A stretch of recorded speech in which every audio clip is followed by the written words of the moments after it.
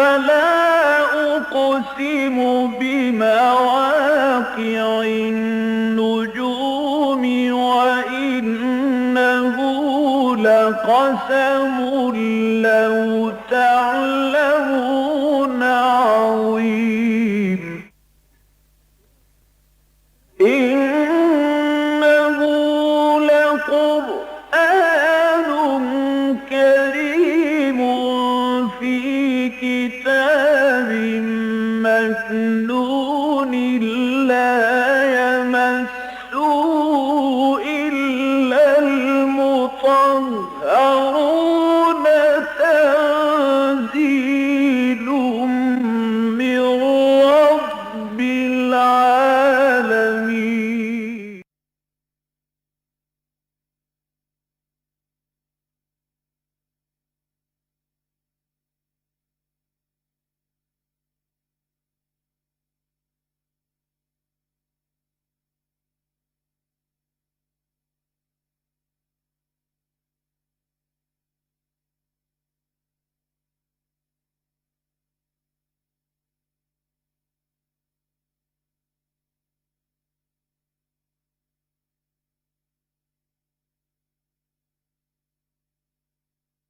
الحمد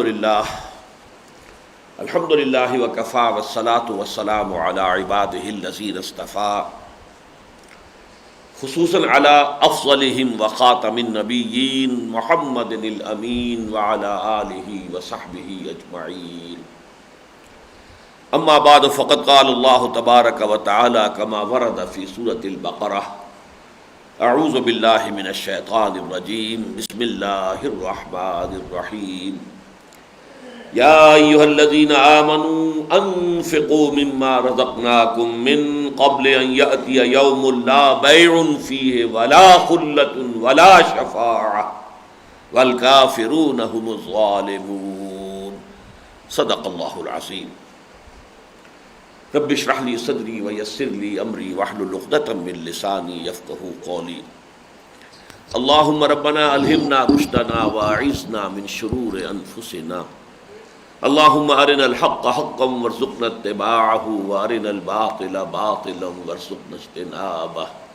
اللہم وفقنا لما تحب وترضى وتقبل منا فإنك خیر المتقبلین. آمین یا رب العالمین. آج کے درس میں ہم قرآن حکیم کے اہم ترین مقام پر ہیں. میں آپ سے عرض کر چکا ہوں کہ سورہ بقرہ میں چند بڑی بڑی آیات جو ہیں نہایت اہم، نہایت جامع، نہایت عظیم، جن میں سے 3 آیتیں ہم پڑھ چکے ہیں. سب سے پہلے آیت الآیات آئی تھی. ایک ہی آیت میں اللہ تعالیٰ نے کتنی آیات آفاقیہ کو جمع کیا ہے. وہ 20ویں رکوع کی پہلی آیت تھی. پھر آیت البر آئی ہے. نیکی کیا ہے، اس کی حقیقت کیا ہے، اس کے بارے میں غلط تصورات کیا ہیں، اس کی روح کیا ہے، اس کا ظاہر کیا ہے، اس کا پورا پیکر کیسے وجود میں آتا ہے، اس میں اولیت کس شے کو ہے، پھر مؤخر کون سی شے ہے. عظیم ترین آیات میں سے آیہ بر، آیت نمبر 177 سورہ بقرہ کی. پھر آیت الاختلاف ہم پڑھ چکے ہیں. کان الناس امۃ واحدہ. ابتدا میں تمام نوع انسانی ایک ہی امت تھی، ایک ہی دین تھا، دین توحید سے آغاز ہوا تھا. یہ پگڈنڈیاں ساری بعد میں نکلی ہیں. یہ ایک ہی شجر طیبہ کی، ویسے تو یہ شاخیں ہیں لیکن بعض شاخیں اتنی دور نکل گئی ہیں. اور جیسے کہ باٹنی میں کانسیپٹ ہے ایڈوینٹیشیس روٹس، وہ جا کے جیسے برگد کا درخت ہوتا ہے بڑھ کا، تو اس کی جو شاخیں ہیں جا کر اپنی نیچے جو وہ جڑیں مزید جو ہے زمین کے اندر اضافی جڑیں جو ہیں وہ لگ جاتی ہیں، اور پھر اگر اصل درخت سے جڑ کٹ جائے تب بھی وہ درخت موجود رہتا ہے. اسی طرح یہ مذاہب جو دنیا میں ہے در حقیقت اسی ایک اصل مذہب کی ہی شاخیں ہیں، لیکن بعض ان میں سے بگڑ کر اور اتنی جدا ہو گئی ہیں اس اصل دین سے کہ اب وہ پہچانی بھی نہیں جاتی. جیسے کہ حفیظ نے کہا کہ پہچانی ہوئی صورت بھی پہچانی نہیں جاتی. تو آیت الآیات، آیت البر، آیت الاختلاف کے بعد آیت الکرسی، اور اس کے بارے میں یہ جان لیجئے کہ حضور نے ارشاد فرمایا ہے کہ یہ قرآن حکیم کی عظیم ترین صورت ہے. سیدۃ آیات القرآن، قرآن حکیم کی تمام آیات کی سردار ہے، ملکہ ہے۔ اس کے ساتھ یہ بھی نوٹ کیجئے کہ جیسے کہ آیت الآیات کے ساتھ صرف 4 آیات پر مشتمل جو ہے ایک رکوع آیا تھا، بہت جامع ہے وہ بحیثیت رکوع بھی، بہت جامع۔ توحید کا عملی تقاضا کیا ہے کہ انسان کا مقصود و مطلوب صرف اللہ بن جائے، یہ مضمون اس رکوع میں آیا ہے۔ وہ رکوع جو ہے اس اعتبار سے بھی انتہائی اہم مقام ہے قرآن مجید کا، نہ صرف یہ کہ آیت الآیات کی وجہ سے بلکہ اس پورے رکوع کی مزید 3 آیات کے حوالے سے۔ اسی طرح یہاں آپ دیکھیں گے کہ آیت الکرسی کے ساتھ 3 آیات مزید ہیں، یہ بھی 4 آیتوں پر مشتمل رکوع ہے۔ اسی طرح کا نہایت جامع رکوع جو ہے اس سورہ مبارکہ کے آخر میں آئے گا، 40واں رکوع، 3 آیات ہیں اس میں کل ہے، اور اس میں قرآن حکیم کی عظیم ترین جو دعا ہے، ایک آیت کے اندر طویل ترین عظیم ترین دعا اس میں وارد ہوئی ہے۔ تو یہ میں نے آپ کے سامنے چند تمہیدی باتیں کہی ہیں۔ اب آپ چلیے، سب سے پہلی آیت جو ہے، ایک تو یہ کہ جو سورہ بقرہ کے مضامین میں ترتیب ہے اس کے حوالے سے نوٹ کر لیجئے کہ وہ جو 4 لڑیاں میں نے آپ کو گنوائی ہیں، 2 شریعت کے احکام کی لڑیاں، ایک عبادات، ایک معاملات، 2 جہاد فی سبیل اللہ کی لڑیاں، ایک انفاق فی سبیل اللہ، ایک قتال فی سبیل اللہ۔ یہ 4 لڑیاں ہیں کہ جن کو آپس میں جیسے رسی بنائی جاتی ہے بٹ دے کر، ایسے بٹ دی گئی۔ ابھی ہم نے پڑھے 2 رکوع جو قتال پر تھے، اس لیے کہ اس میں تاریخ بنی اسرائیل میں جو غزوہ بدر کے مماثل جو غزوہ ہوا تھا، حضرت طالوت نے جو جنگ کی تھی جالوت کے خلاف، جس میں حضرت داؤد نے قتل کیا جالوت کو، اور یہی چیز ذریعہ بن گئی ان کے دنیا میں ترقی کا، پھر اللہ نے ان کو منتخب کیا اور نبوت سے بھی سرفراز فرمایا۔ تو اس حوالے سے یہ 2 رکوع ہم پڑھ چکے ہیں۔ اب ایک آیت میں صرف جو ہے انفاق کا ذکر ہو رہا ہے، لیکن پھر 2 رکوعوں کے بعد آپ دیکھیں گے کہ پھر 2 ہی رکوع آئیں گے پورے انفاق کے موضوع پر۔ لڑیاں وہی چل رہی ہیں، کہیں وہ ذرا سی جھلک دکھاتی ہے لڑی، اور کہیں وہ اس کا ایک طویل جو ہے سپین آ جاتا ہے۔ تو انفاق فی سبیل اللہ کی لڑی کی ایک جھلک ہے کہ جو اس آیہ مبارکہ میں آ رہی ہے۔ ساتھ ہی اس میں ایک بہت اہم موضوع ہے شفاعت کا، وہ 3ری مرتبہ ہمارے سورہ مبارکہ سورہ بقرہ کے درس میں آ رہا ہے، اسے بھی نوٹ کر لیجئے، اس لیے کہ 4تھی مرتبہ پھر آیت الکرسی میں آئے گا جو نیکسٹ آیت ہے، اور ان دونوں کے حوالے سے ہمیں شفاعت کے ضمن میں جو معتدل متوازن رائے ہے وہ قائم کرنے کی مدد ملے گی۔ یا ایھا الذین آمنوا انفقوا مما رزقناکم، اہل ایمان خرچ کر دو، لگا دو، کھپا دو ان سب چیزوں میں جو ہم نے تمہیں دی ہے۔ انفاق فی سبیل اللہ، اور یہ بات میں اس سے پہلے واضح کر چکا ہوں کہ انفاق کا مطلب صرف مال کا خرچ کرنا نہیں ہے، ہر شے جو انسان کو دی گئی ہو، یہاں تک کہ جان کا کھپا دینا، یہ بھی انفاق میں شامل ہے۔ اس لیے کہ یہ لفظ جو ہے عربی زبان میں مستعمل ہے۔ نفقت الدراہم، پیسے ختم ہو گئے، درہم ختم ہو گئے، اور نفق الفرس، گھوڑا مر گیا، گھوڑا کام آ گیا جسے ہم کہتے ہیں۔ اور اس معنی میں یہ لفظ ایک حدیث میں آیا ہے، بڑی عظیم حدیث ہے، جس میں کہ حضور نے قتال فی سبیل اللہ کا جو درجہ ہے اللہ کے ہاں، اس میں آخر میں الفاظ یہ آئے، حضرت معاذ بن جبل رضی اللہ تعالیٰ عنہ سے وہ طویل حدیث ہے جو ہمارا جو منتخب نصاب شائع شدہ ہے کتابچے کی شکل میں، اس میں وہ پوری حدیث ترجمے کے ساتھ موجود ہے۔ آخر میں فرمایا کہ کسی انسان، کسی بندہ مومن کا جو نیکیوں کا پلڑا ہوگا قیامت کے دن، اس کو سب سے زیادہ وزن دینے والی شے کیا ہوگی؟ وہ سواری جو کام آ گئی اللہ کی راہ میں، جس پر سوار ہو کر اس نے اللہ کی راہ میں جنگ کی تھی، اور اس سواری کو بھی، آپ گھوڑے پر سوار ہیں، گھوڑے کو تیر لگا وہ مر گیا۔ کدابۃ تنفق لہ فی سبیل اللہ، وہ سواری، وہ حیوان، وہ گھوڑا یا اونٹ کے جس کے اوپر وہ سوار ہو کر اللہ کی راہ میں جنگ کر رہا تھا، اگر اس کی بھی جان اب اپنی جان گئی تو اس کا کیا مقام ہوگا؟ وہ تو بہت دور کی بات ہے، بہت اونچی بات ہے۔ وراء الورا ثم وراء الورا، وہ حیوان بھی کہ جس پر سوار ہو کر وہ اس جہاد میں حصہ لے رہا تھا، اگر وہ حیوان بھی کام آ گیا تو وہ بھی گویا کہ اس ترازو کے اندر، اس پلڑے کے اندر شامل کیا جائے گا، اور جتنا اس سے وہ نیکیوں کا پلڑا جو ہے بوجھل ہوگا اتنا اور کسی شے سے نہیں ہوگا۔ یہ ہے تنفق کا لفظ آیا، کدابۃ تنفق فی سبیل اللہ۔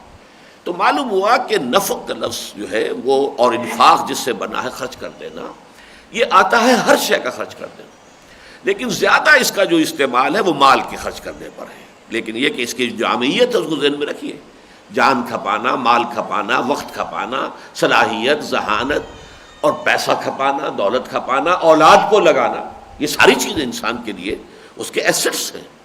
اب ایک شخص جو ہے وہ اپنی اولاد کو اپنے مستقبل کی مالی اعتبار سے اس کا سہارا سمجھتے ہوئے جو ہے وہ ان کو کہہ رہا کہ اچھے سے اچھا پروفیشن ہو جائے تاکہ یہ بھی خوب زندگی گزارے اچھی، اور یہ کہ میرے بڑھاپے کے اندر بھی مجھے جو ہے وہ عیش اور عشرت جو ہے وہ پورا سامان فراہم کر دے۔ اور ایک شخص اپنے اولاد کی تربیت کر رہا کہ یہ اللہ کے دین کے سپاہی بنے، اسے اپنے مستقبل کی فکر نہیں ہے، اسے اس کے لیے کوئی ضرورت نہیں ہے، وہ تو تربیت دے رہا ہے اس کام کے لیے، یہ بھی اپنی اولاد کو کھپا دینا ہے، انویسٹ کرنا ہے۔ اسی طرح اس حدیث میں لفظ آیا ہے کہ کل نفس یغدو فبائع نفسہ فمعتقها وموبقها، ہر انسان صبح کرتا ہے تو صبح سے لے کے شام تک وہ اپنے نفس کو بیچتا ہے۔ بیع کے معنی بیچنا، وہ بیچ رہا، کیا مطلب؟ انویسٹ کر رہا ہے۔ کوئی اپنی جسمانی مشقت انویسٹ کر رہا ہے، کسی چلا رہا ہے یا اینٹ ڈھو رہا ہے، کسی نے ذہنی اپنی صلاحیت بیچی ہے، ایک ڈاکٹر ہے بیٹھا ہوا ہے، وہ مریض آتا ہے نسخہ لکھتا ہے فیس لیتا ہے، وہ اپنی ذہنی صلاحیت بیچ رہا ہے۔ ہر شخص بیچ رہا ہے اپنے آپ کو، وکیل اپنا دماغ بیچ رہا ہے، اپنا وقت بیچ رہا ہے، ہر شخص بیچ رہا ہے اپنے آپ کو۔ تو یہ ساری جو ہماری صلاحیت ہے، مال، کسی کے پاس مال ہے وہ مال انویسٹ کرتا ہے، وہ بھی اس کا بیچنا ہے، کچھ مزید کمانے کے لیے گویا کہ اس نے انویسٹ کیا ہے۔ تو یہ ساری چیزیں فرمایا کہ ہر شخص صبح سے شام تک اپنے آپ کو بیچتا ہے۔ البتہ اس کے نتیجے دو مختلف نکلتے ہیں، ایک وہ ہے جو صبح سے شام تک اللہ کو مقصود بنا کر اپنے آپ کو بیچ رہا ہے، وہ اپنے نفس کو جہنم کی آگ سے چھٹکارے کا لائسنس لے کر واپس آئے گا شام کو کہ اس شخص کو اللہ تعالیٰ نے جہنم کی آگ سے محفوظ کر لیا۔ موتقوہا او موبقوہا، یا سارے دن کی مشقت کے نتیجے میں بھی آگ لے کر آئے گا، شام کو گھر واپس آئے گا تو جہنم کی آگ جو ہے وہ گویا کہ سر پر اٹھا کر لا رہا ہوگا کہ میری سارے دن بھر کی مشقت جو ہے اس کا حاصل یہ ہے۔ اس لیے میں نے اس لفظ کی طرف توجہ دلا دی کہ اس سے صرف پیسہ خرچ کرنے پہ نہ سمجھیے، اگرچہ اس کا غالب استعمال پیسہ خرچ کرنے پر ہے۔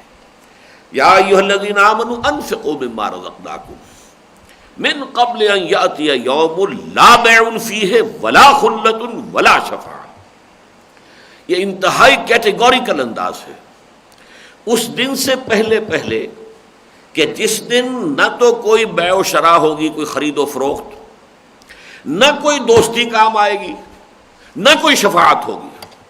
والکافرون هم الظالمون، اور جو انکار کرنے والے ہیں، کفر کرنے والے ہیں، وہی تو ظالم۔ اب اس میں اشارہ کیا جا رہا ہے، یوم تو در حقیقت یہاں ہے آخرت مراد، قیامت کا دن، کہ قیامت کے دن ظاہر بات ہے نہ کوئی لین دین ہوگی، نہ کوئی جان کسی دوسری جان کے کام آ سکے گی، نہ بیٹا باپ کے کام آ سکے گا، نہ باپ بیٹے کے کام آ سکے گا، نہ بیوی شوہر کے کام آ سکے گی، نہ شوہر بیوی کے کام آ سکے گا، کوئی کسی کے کام نہیں آئے گا، کوئی شفاعت نہیں ہوگی۔ یہ جو کیٹیگوریکل ڈینائل ہے شفاعت کا، یہ قرآن حکیم میں سورہ بقرہ میں تیسری مرتبہ آ رہا ہے۔ 2 مرتبہ خطاب کر کے آیا بنی اسرائیل سے، سورہ بقرہ کا 6واں رکوع، یا بنی اسرائیل اذکروا نعمتی التی انعمت علیکم وانی فضلتکم علی العالمین واتقوا یوما لا تجزی نفس عن نفس شیئا ولا يقبل منها شفاعۃ ولا یؤخذ منها عدل ولا هم ينصرون، ڈرتے رہو اس دن سے جس دن کے نہ کوئی کسی کے کام آ سکے گا، نہ کسی سے کوئی فدیہ قبول کیا جائے گا، نہ کسی کو کوئی شفاعت فائدہ پہنچائے گی، اور نہ ہی اس کی کوئی مدد کی جا سکے گی۔ ڈرو اس دن سے، وہ دن آنے والا ہے، آ کر رہے گا۔ پھر 15ویں رکوع میں دوبارہ پہلی آیت تو جو کی تم آئی، یا بنی اسرائیل اذکروا نعمتی التی انعمت علیکم وانی فضلتکم علی العالمین، لیکن یہ دوسری آیت بھی آئی ہے، ذرا اول و آخر وہی ہے، درمیان کی 2 چیزوں میں تقدیم و تاخیر ذرا بدل دیا ہے، الفاظ بھی بدل گئے ہیں۔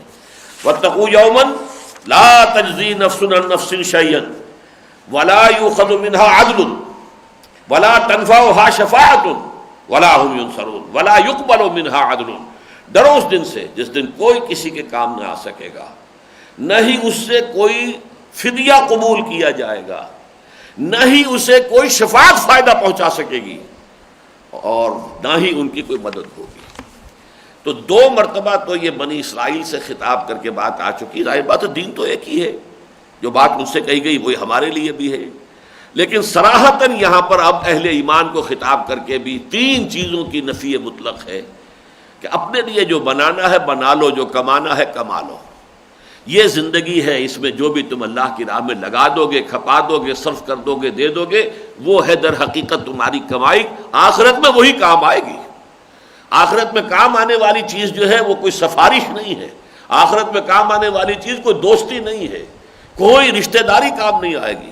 یوم یفر المرء من اخیہ وامہ وابیہ وصاحبتہ وبنیہ لکل امرئ منہم یومئذ شأن یغنیہ. اس دن تو ہر انسان بھاگ رہا ہوگا، اپنے باپ سے بھی، ماں سے بھی، بیوی سے بھی، بھائی سے بھی، سب سے بھاگ رہا ہوگا. ہر ایک کو اپنی اپنی پڑی ہوگی، نفسی نفسی نفسی نفسی، ہر ایک کو اپنا خیال ہوگا، کوئی کسی کے کام نہیں آئے گا. تو ڈرتے رہو اور اس دن سے پہلے پہلے کمائی کر لو. اس لیے فرمایا گیا ہے کہ اگر موت سر پر آن کھڑی ہو، وہ سورہ منافقون میں کہا گیا انفقوا مما رزقناکم من قبل ان یاتی احدکم الموت فیقول رب لولا اخرتنی الی اجل قریب فاصدق واکن من الصالحین. اہل ایمان خرچ کر دو، کھپا دو، لگا دو جو کچھ تمہیں ہم نے دیا ہے اس میں سے اللہ کی راہ میں، اللہ کے دین کے غلبے کی جد و جہد میں. یہ ہے انفاق فی سبیل اللہ. ایک ہے خیرات، صدقات، لوگوں کے لیے، غریبوں کے لیے، مسکینوں کے لیے، بیواؤں کے لیے، وہ ہے صدقات، وہ ہے خیرات. انفاق فی سبیل اللہ در حقیقت جہاد فی سبیل اللہ کا جز ہے.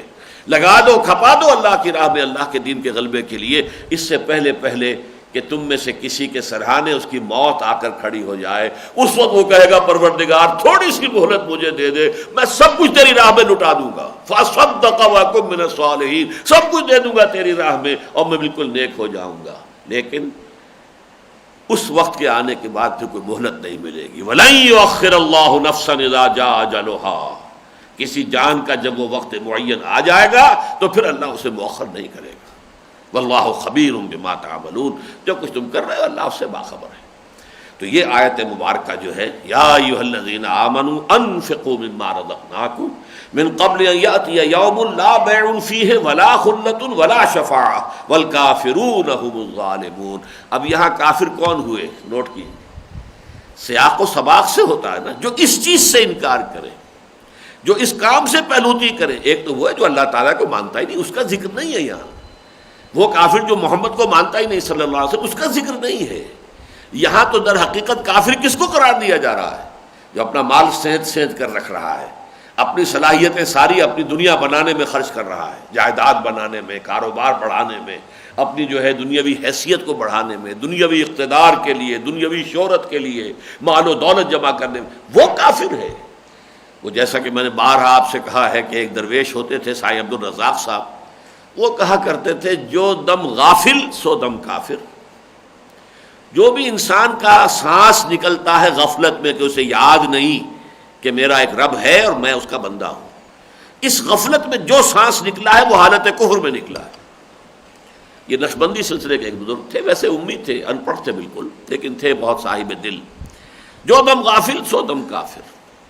جو بھی انسان کی غفلت کے اندر زندگی گزر رہی ہے وہ کفر میں ہے. اور جس کو علامہ اقبال نے کہا ہے بتوں سے تجھ کو امید خدا سے نو امیدی، مجھے بتا تو صحیح اور کافری کیا ہے. چنانچہ یہی انداز اگلی صورت میں آئے گا، جو حج نہ کریں استطاعت کے باوجود. وَلِلَّهِ عَلَى النَّاسِ حِجُّ الْبَيْتِ مَنِ اسْتَطَاعَ إِلَيْهِ سَبِيلًا وَمَنْ كَفَرَ فَإِنَّ اللَّهَ غَنِيٌّ عَنِ الْعَالَمِينَ. اللہ کا حق ہے انسانوں کے اوپر جو بھی استطاعت رکھتے ہو، سفر کی اخراجات ان کے پاس موجود ہوں اور ان کی صحت بھی ہو کہ وہ سفر کر سکتے ہوں، ان کے اوپر فرض ہے کہ وہ اللہ کے گھر کا حج کرے. اور جو کفر کرے گا، کفر سے مراد اب یہاں کیا اس آیت میں کہ جو استطاعت کے باوجود حج نہیں کرتا. وَلِلَّهِ عَلَى النَّاسِ حِجُّ الْبَيْتِ مَنِ اسْتَطَاعَ إِلَيْهِ سَبِيلًا. اس حوالے سے یہ تھوڑی سی یاد دہانی ہو جائے ان لوگوں کے لیے کہ جو استطاعت رکھتے ہو اور حج نہ کیا ہو، پہلی فرصت میں اس فرض کو ادا کرنے کی کوشش کریں. یہ نہیں کہ جب زندگی کے آخری سانسیں آ رہی ہوں، بوڑھے ہو گئے ہوں، کوئی اور کام اب رہا ہی نہیں بڑے میاں کے لیے، اب چلے ہیں حج کرنے کے لیے، وہ دوسروں کے لیے بوجھ بنے ہوئے ہیں. یہ نہیں، جلد از جلد فرض فریضے کو، کیا پتہ کل موت آ جائے. تو اگر آپ نے فرض ادا نہیں کیا ہے تو بہت بڑا اس کو کفر سے تعبیر کیا گیا. وَمَنْ كَفَرَ جو حج نہیں کرتا تو گویا کہ وہ کفر کر رہا ہے۔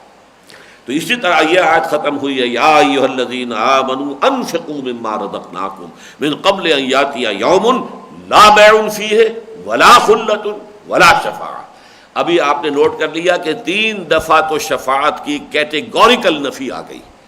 اب آیت الکرسی میں اس کا ایک اس بات آئے گا کہ ایک شکل ہے شفاعت کی، وہ کس شرط کے ساتھ ہے وہ آگے ہم پڑھیں گے۔ اب یہ آیت مبارکہ شروع ہو رہی ہے، تمہیداً میں آپ کو بتا چکا ہوں، اسے حضور نے قرآن حکیم کی عظیم ترین آیت قرار دیا ہے۔ اور ایک اس حوالے سے بھی نوٹ کر لیجئے کہ جیسے قرآن حکیم میں سورۃ العصر ہے، 3 آیتیں ہیں، نہایت چھوٹی سورت ہے، لیکن جو مضمون سورۃ العصر میں ایک چھوٹی سورت میں آیا ہے، سورہ بقرہ میں وہی مضمون ایک بڑی آیت میں آیا، آیت البر۔ چنانچہ مطالعہ قرآن حکیم کا جو منتخب نصاب ہم نے مرتب کیا ہے، اس میں سب سے پہلے سورۃ العصر ہے اور سبق نمبر 2 آیت البر ہے۔ وہ سورت ہے اور وہ آیت ہے، لیکن وہ آیت اتنی طویل ہے کہ سورۃ العصر جیسی جو ہے 4-5 صورتیں جو ہے اس کے اندر سما سکتی ہیں، وسعت کے اعتبار سے، حجم کے اعتبار سے۔ یہی بالکل مثال اپنے سامنے رکھیے سورہ اخلاص، 4 آیتیں، قل هو اللہ احد اللہ الصمد لم یلد ولم یولد ولم یکن لہ کفوا احد۔ لیکن یہ کہ یہ توحید خداوندی کا عظیم ترین خزانہ ہے، یہی وجہ ہے کہ حضور نے اسے ثلث قرآن قرار دیا، تہائی قرآن کے مساوی ہے یہ ایک سورت جو 4 آیتوں پر مشتمل ہے، 2000 آیات کے ہم وزن ہو گئی، جبکہ تہائی ہو گئی قرآن کی۔ بالکل وہی بات ہے کہ جیسے یہاں آیت البر تھی اور وہاں سورۃ العصر، اسی طرح وہاں سورۃ الاخلاص ہے تو یہاں یہ آیت کرسی ہے۔ تو جیسا کہ میں نے عرض کیا تھا، میں اس سورہ مبارکہ کا جو حوالہ ہے آپ کو اس پمفلٹ کے درس کے، اس کا آج درس جو ہے وہ اس پمفلٹ کے ساتھ دینا چاہتے ہوں۔ تو سب سے پہلے اس کے سرورق پر جو حدیث لکھی ہوئی ہے اس کو پڑھ لیجئے۔ صحیح مسلم میں حضرت ابی ابن کعب سے روایت ہے، اور یہ حضرت ابی ابن کعب جو ہے خاص طور پر اس لیے نوٹ کر لیجئے کہ حضور نے اپنے بعض صحابہ کے بارے میں افعال التفضیل کے صیغے استعمال کیے ہیں۔ ارحم امتی بے امتی ابو بکر، میری امت میں امت کے حق میں سب سے شفیق رحیم ابو بکر ہیں۔ واشدہم فی امر اللہ عمر، اللہ کے معاملے میں سب سے زیادہ سخت، مضبوط، بے لچک وہ عمر ہے رضی اللہ تعالی عنہ۔ واکثرہم حیاء عثمان، اور سب سے زیادہ حیا جو ہے وہ عثمان میں ہے رضی اللہ تعالی عنہ۔ واقضاہم علی، اور سب سے زیادہ اصابت رائے اور صحیح فیصلے تک پہنچنے کی صلاحیت وہ علی میں ہے رضی اللہ تعالی عنہ۔ بعض اور صحابہ کے لیے بھی، لیکن وقت زیادہ لگ جائے گا، لیکن انہی میں یہ نوٹ کر لیجئے وَأَقْرَأُهُمْ أُبَيُّ بْنُ کعب، میرے صحابہ میں قرآن کا سب سے بڑا عالم ابی ابن کعب ہے، وہ ہیں راوی اس کے۔ صحیح مسلم میں حضرت ابی ابن کعب سے روایت ہے کہ رسول اللہ صلی اللہ علیہ وسلم نے ان سے فرمایا، اے ابو المنذر، یہ گویا کہ ان کی کنیت ہے، تم جانتے ہو کہ کتاب اللہ کی کون سی آیت سب سے عظمت والی ہے؟ تو میں نے عرض کیا، اللہ اور اس کے رسول کو زیادہ علم حاصل ہے۔ یہ صحابہ کا عام انداز ہوتا تھا کہ حضور جب سوال کرتے تھے، اور سوال ظاہر باتیں کرتے تھے تعلیم کی غرض سے، کہ یہ ایک بڑا عمدہ طریقہ ہے تعلیم کا کہ پہلے جو متعلم ہے، آپ کا شاگرد ہے، پہلے آپ اس سے سوال کریں، اس کے ذہن کو ذرا جگا لیں، وہ لگے کسی اس کا ایکسرسائز کے اندر، اور پھر اس کو بتائیں کہ در حقیقت یہ بات تھی جو میں تمہیں بتانا چاہتا تھا۔ تو حضور کا یہ معمول تھا، لیکن صحابہ ادب کی وجہ سے پہلی مرتبہ تو یہ کہتے تھے اللہ و رسول عالم، حضور آپ ہم سے کیا پوچھ رہے، اللہ اور اس کا رسول زیادہ جاننے والے۔ پھر بھی دوبارہ پوچھتے تھے تو معلوم ہوا کہ واقعی حضور پوچھنا چاہ رہے ہیں، تو پھر جو بھی جواب ان کے سامنے ہوتا تھا وہ دیتے تھے۔ اس پر آپ نے دوبارہ مکرر فرمایا، اے ابو منذر، تم جانتے ہو کہ کتاب اللہ کی کون سی آیت تمہارے پاس سب سے زیادہ عظمت والی ہے؟ تب میں نے عرض کیا، اللہ لا الہ الا هو الحی القیوم الی آخر الآیہ۔ تو آپ نے میرا سینہ ٹھونکا، شاباش شاباش شاباش دینے کے انداز میں، اور فرمایا، اے ابو المنذر، تجھے یہ علم موافق آئے اور مبارک ہو کہ تمہاری نگاہ جو ہے، عقابی نگاہ تمہاری جو ہے قرآن مجید کے بارے میں اتنی گہری ہے اور اتنی تیز ہے کہ اس نے واقعتاً بالکل صحیح جو ہے معین کر لیا ہے کہ قرآن حکیم کی عظیم ترین آیت یہ آیت الکرسی، اللہ لا الہ الا ہو۔ ایک تو بات یہ نوٹ کر لیجئے کہ یہ ایک آیت ہے، لیکن اس میں کم سے کم 10 جملے بنتے ہیں۔ بلکہ ایک اعتبار سے 11 جملے بن جاتے ہیں۔ مولانا امین حسن اصلاحی صاحب نے جو اس کی انالیسس کی ہے اس کے اعتبار سے 11 جملے بن جائیں گے۔ اس لیے کہ سب سے پہلا لفظ جو ہے اللہ، انہوں نے سمجھا کہ یہ پورا جملہ ہے۔ اللہ معبود برحق ہے، اللہ المعبود الحق، اصل حق اللہ ہے، معبود برحق، یہ گویا پورا جملہ ہے۔ اللہ مبتدا ہے اور معبود برحق اس کی خبر جو ہے محذوف ہے، یہ ان کی رائے ہے، لیکن اکثر لوگوں نے ترجمہ کیا ہے اللہ وہ ہستی ہے کہ جس کے سوا کوئی معبود نہیں، اللہ لا الہ الا ہو، اللہ وہ ہستی ہے کہ جس کے سوا کوئی معبود نہیں۔ اب اس میں اللہ کا لفظ بھی آیا ہے، الہ کا لفظ بھی آیا ہے، تو تھوڑا سا میں عرض کر دوں، اگرچہ اس پر میں نے بہت سے مواقع پر تفصیل عرض کیا ہے۔ لفظ اللہ کے بارے میں دو رائے ہیں، ایک رائے اکثر صوفیہ اور صوفی منش جو مفسرین ہیں ان کی ہے، اور دوسری جو ہے جن کی زیادہ نگاہ گرامر پر، نحو پر، قواعد پر ہے ان کی ہے۔ صوفیہ کی رائے تو یہ ہے کہ یہ لفظ اللہ جو ہے یہ اس میں جامد ہے، اس میں علم ہے، یہ کسی مادے سے نہیں نکلا ہے، یہ اللہ کا اس میں ذات ہے۔ اب اس میں ذات جو ہے جیسے لاہور کا نام لاہور، ابھی کس سے نکلا ہے، کہاں سے نکلا ہے، اس سے کوئی تعلق نہیں۔ فرانس کا ملک کا نام فرانس، وہ ایک لفظ اس میں جامد ہے وہ۔ اسی طرح اللہ جو ہے اس میں ذات ہے اللہ کا، اور اس میں ذات ہونے کے ناطے اس میں علم ہے جو جامد ہوتا ہے، جس سے کوئی نہ نکلتا ہے نہ وہ اس سے کسی سے نکلا ہوا ہے، لم یلد ولم یولد۔ لیکن ایک رائے یہ کہ نہیں، ایسا نہیں ہے، یہ بھی اللہ کے صفاتی ناموں میں سے ایک نام ہے، سب سے مشہور ہے، یہ بات دوسری ہے۔ اور یہ الہ پر الف لام داخل ہو کر بنا ہے، جیسے قادرن یہ اللہ کی صفت ہے، القادرو یہ اللہ کا نام ہو گیا، سمیع اللہ کی صفت ہے، السمیع یہ اللہ کا نام ہو گیا۔ اسی طرح الہن کوئی معبود، الہن، لیکن اس پر الف لام لگا، الالہو، الالہو میں سے بیچ کا الف حذف ہو گیا ہے، الالہو کی بجائے یہ اللہ بن گیا ہے۔ یہ رائے ہے اور میرے نزدیک یہی رائے درست ہے، یہی رائے صحیح ہے، واللہ اعلم۔ پھر یہ کہ اس کا مادہ جو ہے کیا ہے، اگر یہ مشتق ہے تو کوئی مادہ ہے نا، الف لام ہے، اور اس کے معنی 3 آتے ہیں عربی زبان میں، 3 چیزوں کے لیے یہ مادہ جو ہے الف لام ہے کا استعمال ہوتا ہے۔ الہ یا الہو، جیسے کوئی بچہ ہے، گائے کا ہے، بھینس کا ہے، اونٹنی کا ہے، اسے آپ نے باندھا ہوا ہے کہ آ کے دودھ نہ پی جائے، لیکن جیسے ہی اس کا رسہ کس طرح کھل جائے گا وہ بھاگے گا اور ماں کی تھنوں کو جا کر جو ہے چمٹ جائے گا۔ الہ یا الہو یہ آتا ہے الی الفصیل، الہ یلہ الفصیل الی امہ، وہ بچہ جو تھا وہ جا کر اپنی ماں سے چمٹ گیا۔ دوسرا ہوتا ہے الہ یا الہ متحیر ہو جانا، ایک شخص حیران اور ششدر رہ جائے، کسی شے کی سمجھ جو ہے اسے نہ آ رہی ہو اور وہ مبہوت ہو جائے۔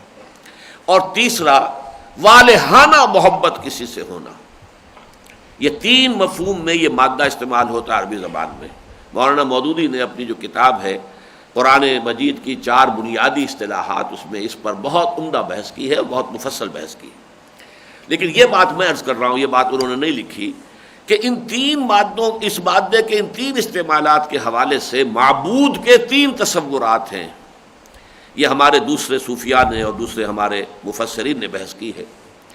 ایک عوام کا تصور الہ اور اللہ ہے، وہ تو یہ ہے کہ اپنی ضرورت میں، اپنی مشکلات میں، اپنی مصیبتوں میں کسی کی طرف رجوع کرنا، جیسے وہ پیاسا اور جو بھوکا بچہ جو ہے وہ ماں کی طرف لپکتا ہے اپنی ضرورت کے لیے، دودھ اس کی ضرورت ہے، اس کی غذا ہے، اس کے لیے لپکتا ہے، ایسے جس ہستی کو بھی آپ پکاریں، تکلیف میں ہے تو اسے پکار رہے ہیں کہ میری تکلیف دور کر دے، کوئی ضرورت مند ہے تو میری ضرورت پوری کر دے، کوئی خوف ہے تو خوف میرا جو ہے وہ زائل ہو جائے، کوئی کام ہے آپ کا اٹکا ہوا ہے تو آپ کسی کو پکارتے ہیں کہ وہ کام ہو جائے۔ تو جب آپ اپنی کسی ضرورت و احتیاج میں کسی کی طرف متوجہ ہوتے ہیں، اس کو پکارتے تو وہ الہ ہے۔ یہ گویا کہ عوام کا تصور الہ یہی ہے، وہ رازق ہے، وہ مالک ہے، وہ مشکل کشا ہے، وہ دستگیر ہے، یہ سارا تصور جو ہے یہ ہے در حقیقت عوام کا تصور۔ معبود کون ہے؟ جو ان چیزوں کو پورا کرنے والا ہے۔ ایک ہے فلسفیوں کا تصور، وہ ہے حیرت، عقل کو کچھ نہ ملا علم میں حیرت کے سوا، جس کو ہم کہتے ہیں ایگنوسٹسزم۔ ایک فلسفہ جو ہے اس کی آخری چوٹی ہے، کچھ پتہ نہیں، کچھ نہیں جانتا، یہ کیا ہے یہ سلسلہ کون و مکان، اور خاص طور پر وہ ذات جس نے یہ پورا سلسلہ کون و مکان پیدا کیا ہے، عقل متحیر ہو کر رہ جاتی ہے کہ اس کے بارے میں کوئی تصور ممکن نہیں، اس کو ہم سمجھ نہیں سکتے، وہ ہمارے تصور سے ماورا ہے، ہمارے تخیل سے ماورا ہے۔ یہ فلسفیوں کا تصور خدا ہے۔ جز پہ این برداند کے ہست، دور بینان بارگاہ الست، جز پہ این برداند کے ہست۔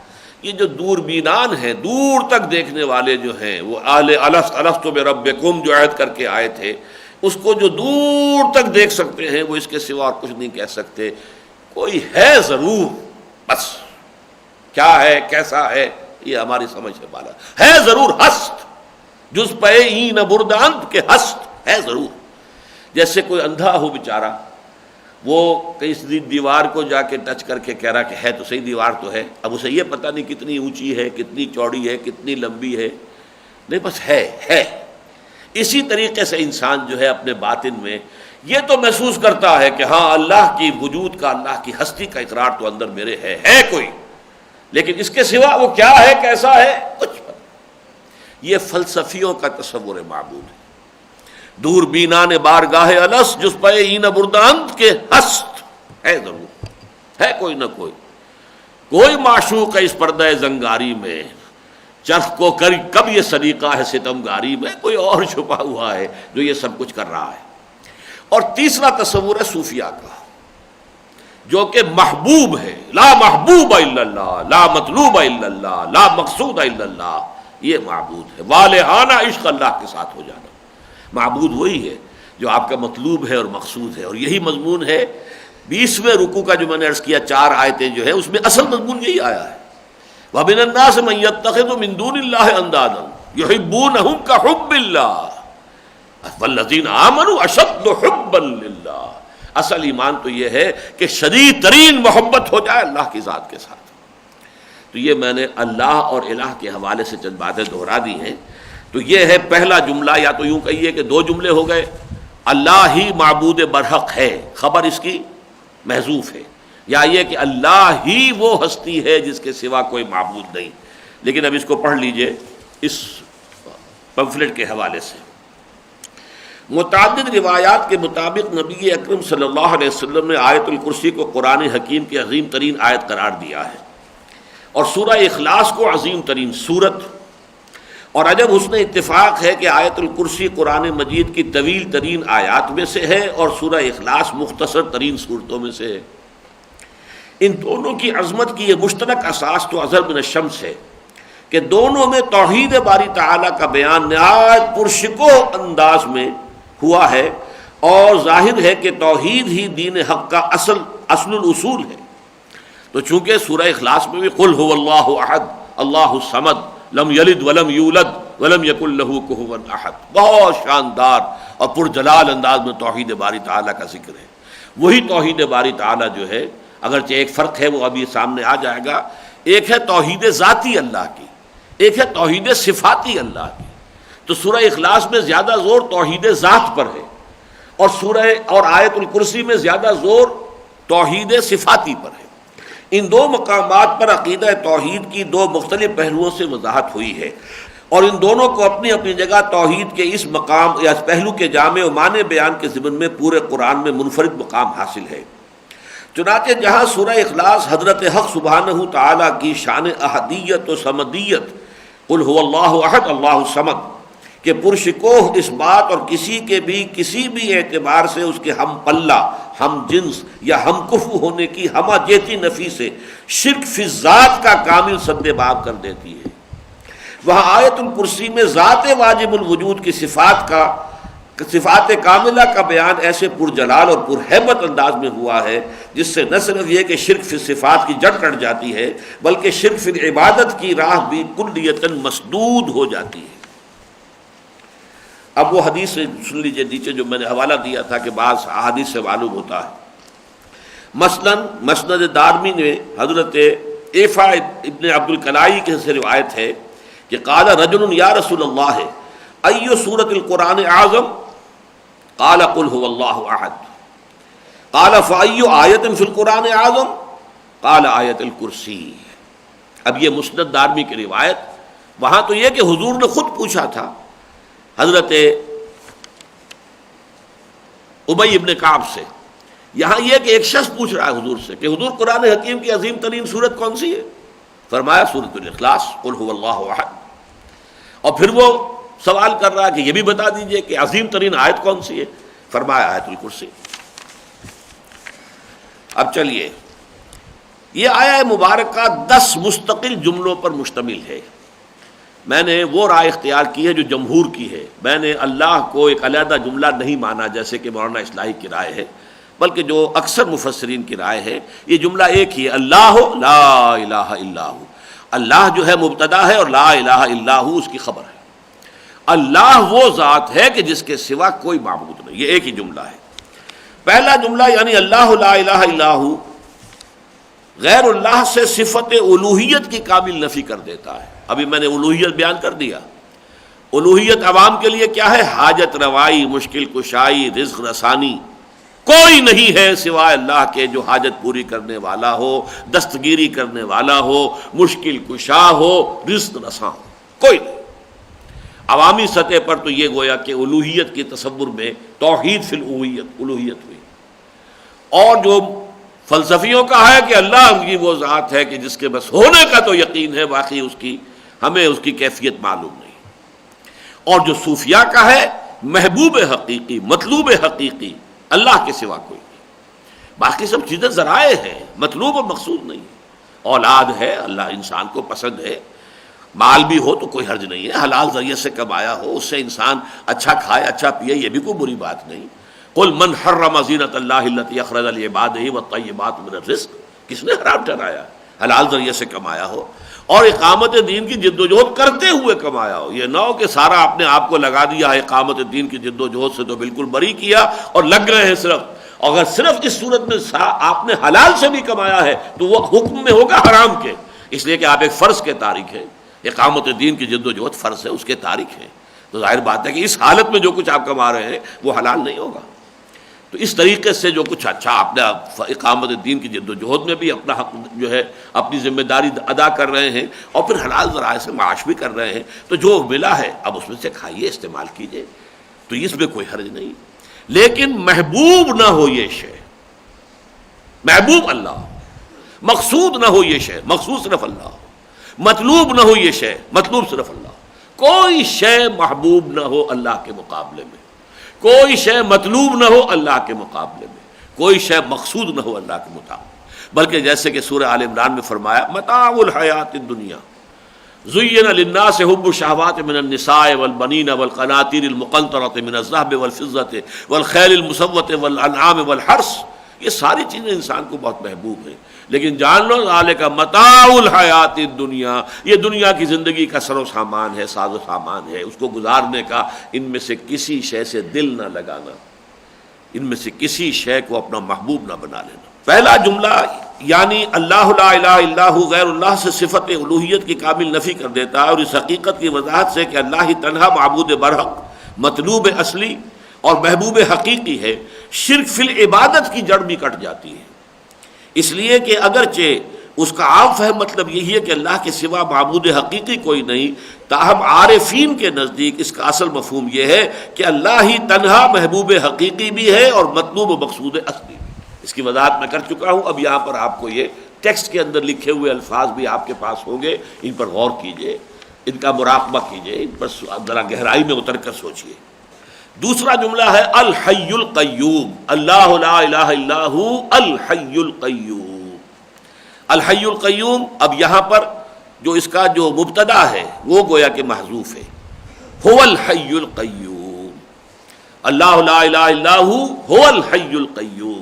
اللہ وہ ہے کہ جس کے سوا کوئی معبود نہیں، وہی ہے الحی القیوم. حی زندہ، الحی جس کی زندگی کامل ہے، ہر ضعف اور ہر احتیاج سے ماورا ہے.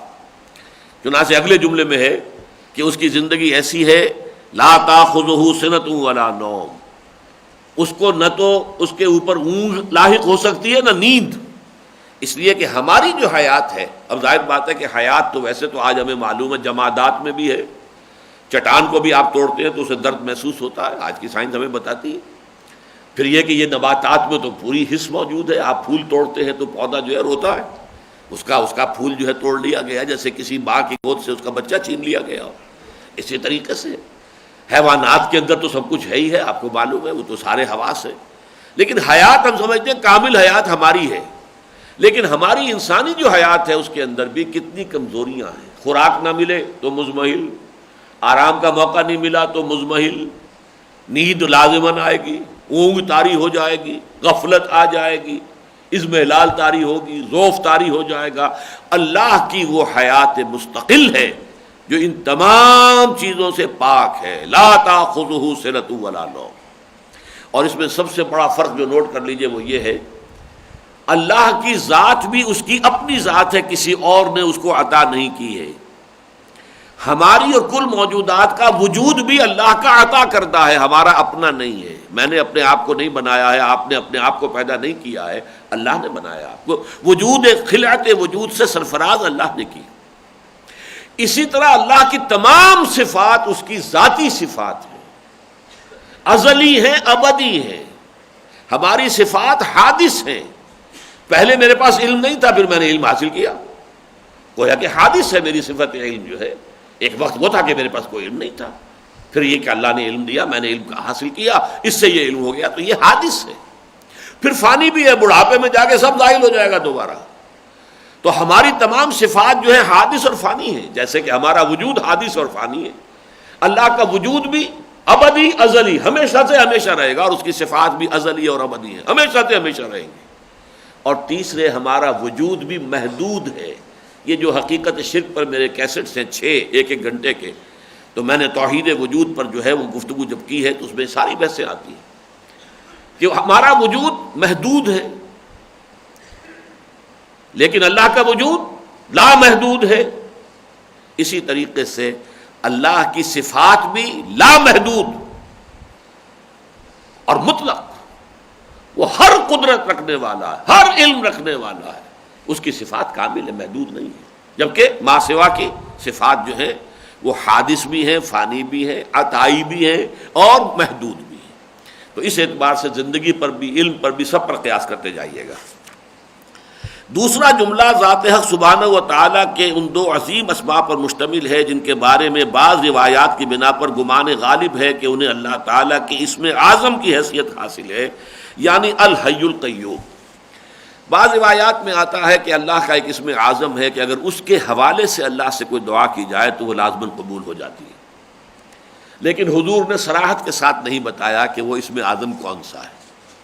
البتہ بعض روایات سے معلوم ہوتا ہے، جیسے کہ یہ روایت یہاں درج کی گئی ہے، کہ وہ 3 صورتوں میں اللہ کا وہ اسم اعظم ہے۔ اور وہ جو محققین نے تلاش کیا کہ وہ کون سی چیز ہے کہ جو ان 3 صورتوں میں مشترک ہے اور کہیں اور چوتھی جگہ نہیں ہے، تو وہ حی اور قیوم کے الفاظ ہیں۔ چنانچہ مسند احمد امام احمد میں حضرت اسماء بنت یزید رضی اللہ تعالیٰ عنہ سے مروی ہے، وہ فرماتی ہیں سمعت رسول اللہ صلی اللہ علیہ وسلم یقول فی ہاتین الآیتین، میں نے اللہ کے رسول کو ان 2 آیتوں کے بارے میں فرماتے ہوئے سنا، اللہ لا الہ الا الحی القیوم اور اللہ لا الہ الا هو الحی القیوم، یعنی یہ سورہ آل عمران کے بھی شروع میں یہی آیت کے الفاظ آئے ہیں، ان فیہما اسم اللہ الاعظم، کہ حضور نے فرمایا کہ ان 2 آیتوں میں اللہ کا اسم اعظم ہے، سب سے بڑا نام۔ اس کی ہم مضمون روایات ترمذی، ابن ماجہ، ابو داؤد میں بھی موجود ہیں بحوالہ تفسیر ابن کثیر، اور ایک دوسری حدیث میں حضرت ابو امامہ مرفوعاً نقل فرماتے ہیں کہ اللہ تعالیٰ کا وہ اسم اعظم جس کے واسطے سے دعا مانگی جائے تو ضرور قبول ہوتی ہے، 3 صورتوں میں ہے، سورہ بقرہ میں، سورہ آل عمران میں اور سورہ طٰہٰ میں۔ علماء کے نزدیک سورہ بقرہ اور آل عمران کی آیات تو وہی ہیں جو اس پہلی حدیث میں بیان ہو چکی، اور سورہ طٰہٰ کی آیت بھی ہے وَعَنَتِ الْوُجُوهُ لِلْحَيِّ الْقَيُّومِ، اور ان تینوں آیات میں جو اسماء حسنہ مشترک ہیں وہ الحی اور القیوم۔ یہی وجہ ہے کہ آپ نے بعض شاید دیکھا ہو بزرگوں کو، نیک لوگوں کو، یہ اس دعا کی تکرار بہت کرتے ہیں، یا حی یا قیوم برحمتک نستغیث، یا حی یا قیوم برحمتک نستغیث، یا حی یا قیوم برحمتک نستغیث، اے حی و قیوم ہم تیری رحمت کی دہائی دے رہے ہیں، ہم تیری رحمت طلب کر رہے ہیں، ہم دہائی دے رہے ہیں، فریاد کر رہے ہیں پروردگار ہم پر رحم فرما۔ تو یہاں پر وہ اسماء دو جن کے بارے میں اسم اعظم ہونے کا ان احادیث کے اعتبار سے گمان غالب بنتا ہے کہ الحی القیوم جو ہے وہ اللہ تعالیٰ کا اسم اعظم ہے۔ غور کرنے سے معلوم ہوتا ہے کہ ان دونوں اسماء حسنہ میں وہی باہمی تعلق ہے جو الاحد اور الصمد میں ہے۔ سورہ اخلاص میں قل هو اللہ احد اللہ الصمد، احد اور صمد۔ احد جو تنہا ہے، اکیلا ہے، ایک نہیں، واحد نہیں ہے، وہاں احد ہے۔ واحد اور احد میں زمین و آسمان کا فرق ہے۔ واحد کے بعد تو اثنین، ثلاثہ، وہ تو تعداد شروع ہوتی ہے واحد سے۔ واحد نہیں، احد، اکیلا، اکیلے کے ساتھ کوئی نہیں ہوتا، پھر وہ تنہا ہے، یونیک پرسن ہے، اس جیسا کوئی ہے ہی نہیں، اس اعتبار سے احد۔ لیکن صمد کسے کہتے ہیں؟ صمد کہتے ہیں بڑی مضبوط چٹان کو جس کا کہ سہارا لے لیا جائے۔ جنگوں میں عام طور پر یہ ہوتا ہے کہ جس فوج کے پیچھے پشت پر جو ہے چٹان ہے، اس کا گویا کہ عقب محفوظ ہے، اسے اندیشہ نہیں ہے کہ پیچھے سے بھی کوئی حملہ آور ہو جائے گا، تو وہ بڑی اطمینان کے ساتھ سامنے دشمن کا جو ہے مقابلہ کر سکتی ہے۔ یہی بات آتی ہے حضرت عمر رضی اللہ تعالیٰ عنہ مسجد نبوی میں خطبہ دے رہے تھے جمعہ کا، کہ آپ کے سامنے اللہ تعالیٰ نے شام میں جو جنگ ہو رہی تھی اس کا نقشہ سامنے رکھ دیا۔ یہ کشف ہوا آپ کو عین جمعہ کا خطبہ دیتے ہوئے۔ حضرت ساریہ رضی اللہ تعالیٰ عنہ جو ہے اس کے کمانڈر تھے، اور ان سے غلطی ہو رہی تھی، تو حضرت عمر نے فوراً یا ساریۃ الی الجبل۔ اب یہ جہاں خطبہ سن رہے تھے وہ حیران ہوئے، یہ بات کیا کہی آپ نے؟ ظاہر بات ہے خطبے کے دوران اب یہ بالکل انمل بے جوڑ جملہ آ گیا، یا ساریہ، ساریہ یہاں کہاں ہے؟ ساریہ تو شام میں ہے، وہاں جنگ لڑ رہے ہیں، وہاں کے کمانڈر ہیں۔ اور یہی آواز ساریہ کو حضرت عمر کی اللہ نے وہاں پہنچا دی۔ تو چاہے ابھی ٹی وی نہیں تھا، اور چاہے ابھی کوئی ٹیلی فون بھی نہیں تھا، اور کوئی وائرلیس بھی نہیں تھا، اللہ تعالیٰ کی قدرت تو موجود تھی نا۔ اسی کی کچھ قدرتوں کو ہم نے جو ہے وہ ہم نے دریافت کیا ہے۔ یہ ہم نے در حقیقت اللہ تعالیٰ نے جو کچھ رکھی ہوئی ہیں طاقت اس کائنات کے اندر، جن کو ہمارے لیے مسخر کر دیا، سخر لکم ما فی السماوات و ما فی الارض، ہم نے ایک ایک کر کے ان کو ذرا مسخر کر لیا، ہم نے ان کو جان لیا، اسے ہم استعمال کر رہے ہیں۔ لیکن اللہ کے پاس تو وہ قوتیں ہمیشہ سے تھی، لہذا بغیر ٹی وی کے بھی حضرت عمر کو جو ہے وہ نقشہ دکھا دیا گیا جنگ کا، اور بغیر کسی وائرلیس کے بھی حضرت عمر کا حکم جو حضرت ساریہ کو پہنچ گیا۔ تو سمت کہتے ہیں مضبوط چٹان کو جس کا سب سہارا لے۔ بڑا سردار کوئی ہوتا تو وہ محفل کے اندر بیٹھا ہوا تو سب اسی کی طرف دیکھ رہے ہوتے، اسی کی طرف رخ ہوتا، وہ سمت کہلائے گا۔ اسی معنی میں یہ الحی القیوم، الحی وہ ہستی ہے جو خود بخود موجود ہے، جس کی حیات ذاتی ہے، ابدی ہے، ہمیشہ سے ہے، اور جس کی حیات کامل ہے، اس میں کوئی ضعف، کوئی اضمحلال کسی اعتبار سے نہ اس پر نیند طاری ہو سکتی ہے، نہ اونگ آ سکتی ہے۔ الحی اور قیوم اسی کے قائم کیے ہوئے یہ سارا کارخانہ قائم ہے۔ یہ قیوم اپنی ذات میں وہ الحی ہے، الاحد ہے، کائنات کے اعتبار سے وہ الصمد ہے، القیوم ہے۔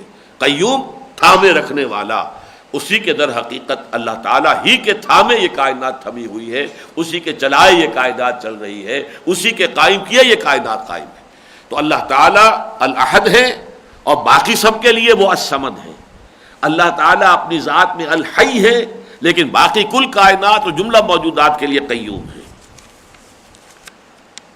گویا جیسے توحید ذاتی کے بیان میں اللہ تعالیٰ کی شان احدیت کی نسبت تمام تر اپنی ذات ہی کی جانب ہے، یہ ذرا کچھ فلسفیانہ ہے جو انداز میں نے لکھا ہے، لیکن میں جس طرح کی وضاحت کر رہا ہوں انشاءاللہ اس سے یہ چیزیں آپ پر واضح ہو جائیں گی، اور کچھ نہ کچھ یہ علم کلام کی بنیادی اصطلاحات سے ساتھ آپ کو ایک تعارف حاصل ہو جائے گا۔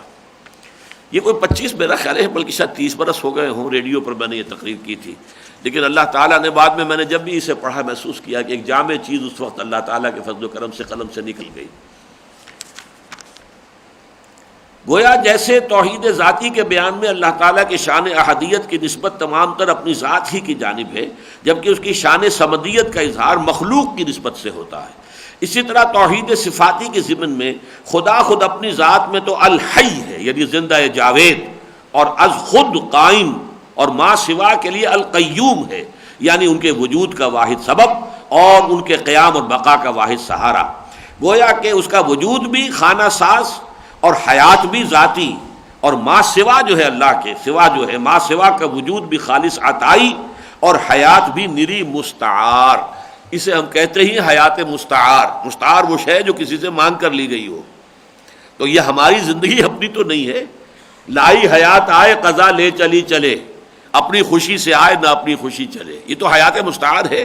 کسی نے ہمیں زندگی دے دی ہے تو ہم زندہ ہو گئے، جب وہ چاہے گا لے لے گا۔ ہمارے اختیار میں نہ یہاں آنا تھا نہ جانا ہے، نہ زندہ ہونا تھا نہ مرنا ہے۔ تیسرے جملے یعنی لا تاخذہ سنۃ ولا نوم میں اللہ کی صفت حیات کے کامل ہونے کی تصریح ہے، یعنی اس کی حیات ہر ذوف و احتیاج سے مستغنی ہے، چنانچہ نہ اسے نیند آتی ہے نہ اونگ۔ اس میں ایک مزید لطیف اشارہ ہو گیا اس حقیقت کی جانب کہ اللہ تعالیٰ کی صفات ذاتی ہونے کے علاوہ کامل بھی ہیں اور مطلق بھی، جبکہ ما سوا کی صفات وہبی اور عطائی ہونے کے ساتھ ساتھ ناقص بھی ہیں اور محدود بھی۔ یہ میں وضاحت پہلے کر چکا ہوں، پڑھا اب ہم نے۔ چوتھا جملہ اللہ کی شان قیومی کے لازمی منطقی نتیجے کی وضاحت پر مشتمل ہے، یعنی جب جملہ موجودات کا عین وجود ہی اس کی توجہ کا مرہون منت ہے اور ان کے بقاء و قیام کا پورا دار و مدار بھی اس کی نگاہ کرم پر ہے، تو لازماً یہ سلسلہ کون و مکان کل کا کل اسی کی ملکیت ہے۔ لہو ما فی السماوات و ما فی الارض، یہ چوتھا جملہ ہے، اسی کا ہے، اسی کی ملکیت ہے جو کچھ کے ہے آسمانوں میں اور جو کچھ کے ہے زمین میں۔ یہ میں نے باہر آپ کو بتایا ہے کہ قرآن مجید فلسفیانہ کون و مکان کل کائنات یہ الفاظ استعمال نہیں کرتا۔ عام آدمی دیکھتا تھا آسمان ہے اور ایک زمین ہے تو اس کا تصور اس وقت بھی یہی تھا، آج بھی یہی ہے۔ آج بھی ہمیں آسمانوں کی وسعت کا ابھی اندازہ نہیں ہے، چاہے ہبل ببل ہو اور چاہے اس کا بھی کوئی باپ بنا کر آپ لے آئیں ٹیلیسکوپ، اس کائنات کی انتہا تک نہیں جا سکتے کہ کہاں شروع ہوتی ہے کہاں ختم ہوتی ہے، ممکن ہی نہیں۔ تو ذرا سا وہ وسعت ہوئی ہے، باقی ہے وہی تصور، آسمان اور زمین، آسمان اور زمین۔ تو کل کائنات کون و مکان مراد لیتا ہے اللہ، لہو ما فی السماوات و ما فی الارض، تو اس کی ملکیت ہے اور اس کے تصرف کا کامل اختیار حاصل ہے۔ گویا لہو ما فی السماوات و ما فی الارض کے جامع الفاظ میں اللہ تعالیٰ کے مالک الملک ہونے کا بیان بھی ہے اور الملک الحق ہونے کا بھی ہے، یعنی بقول علامہ اقبال مرحوم، سروری زیبا فقط اس ذات بے ہم تاکو ہے، حکمراں ہے ایک وہی باقی بتان آزری۔ اب یہاں دیکھیے نوٹ کیجیے، لفظ ملک جو ہے اسی سے ملک بنا ہے، اسی سے بادشاہی ہے، جو جس شے کا مالک ہے اس کا بادشاہ ہے۔ اسی طریقے سے کائنات کا مالک اللہ ہے، لہذا الملک، الملک القدوس العزیز الحکیم سورہ جمعہ میں، اور الملک القدوس السلام المؤمن المہیمن العزیز الجبار المتکبر یہ سورہ حشر میں۔ آگے چلیے، پانچواں جملہ اب یہ ہے اصل میں وہ جو ایک اختلافی ہمارے ہاں کہ جو فرقے وارانہ بھی بحثوں کا موضوع بنا ہوا ہے۔ پانچواں جملہ یعنی من ذا الذی یشفع عندہ الا باذنہ، کون ہے وہ جو سفارش کر سکے اس کے سامنے بغیر اس کی اجازت کے۔ یہ پہلی مرتبہ ہے کہ سفارش کا اس بات ہوا ہے کہ اس سے نتیجہ نکلا کہ ہو سکتی ہے لیکن اس کی اجازت سے۔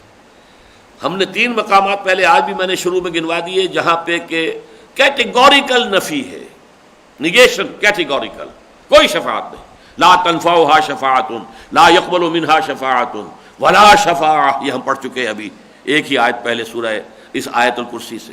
لیکن یہاں فرمایا اس کے اذن سے، گویا کہ اس سے مفہوم نکلا کہ اذن خداوندی سے شفاعت ہو سکتی ہے۔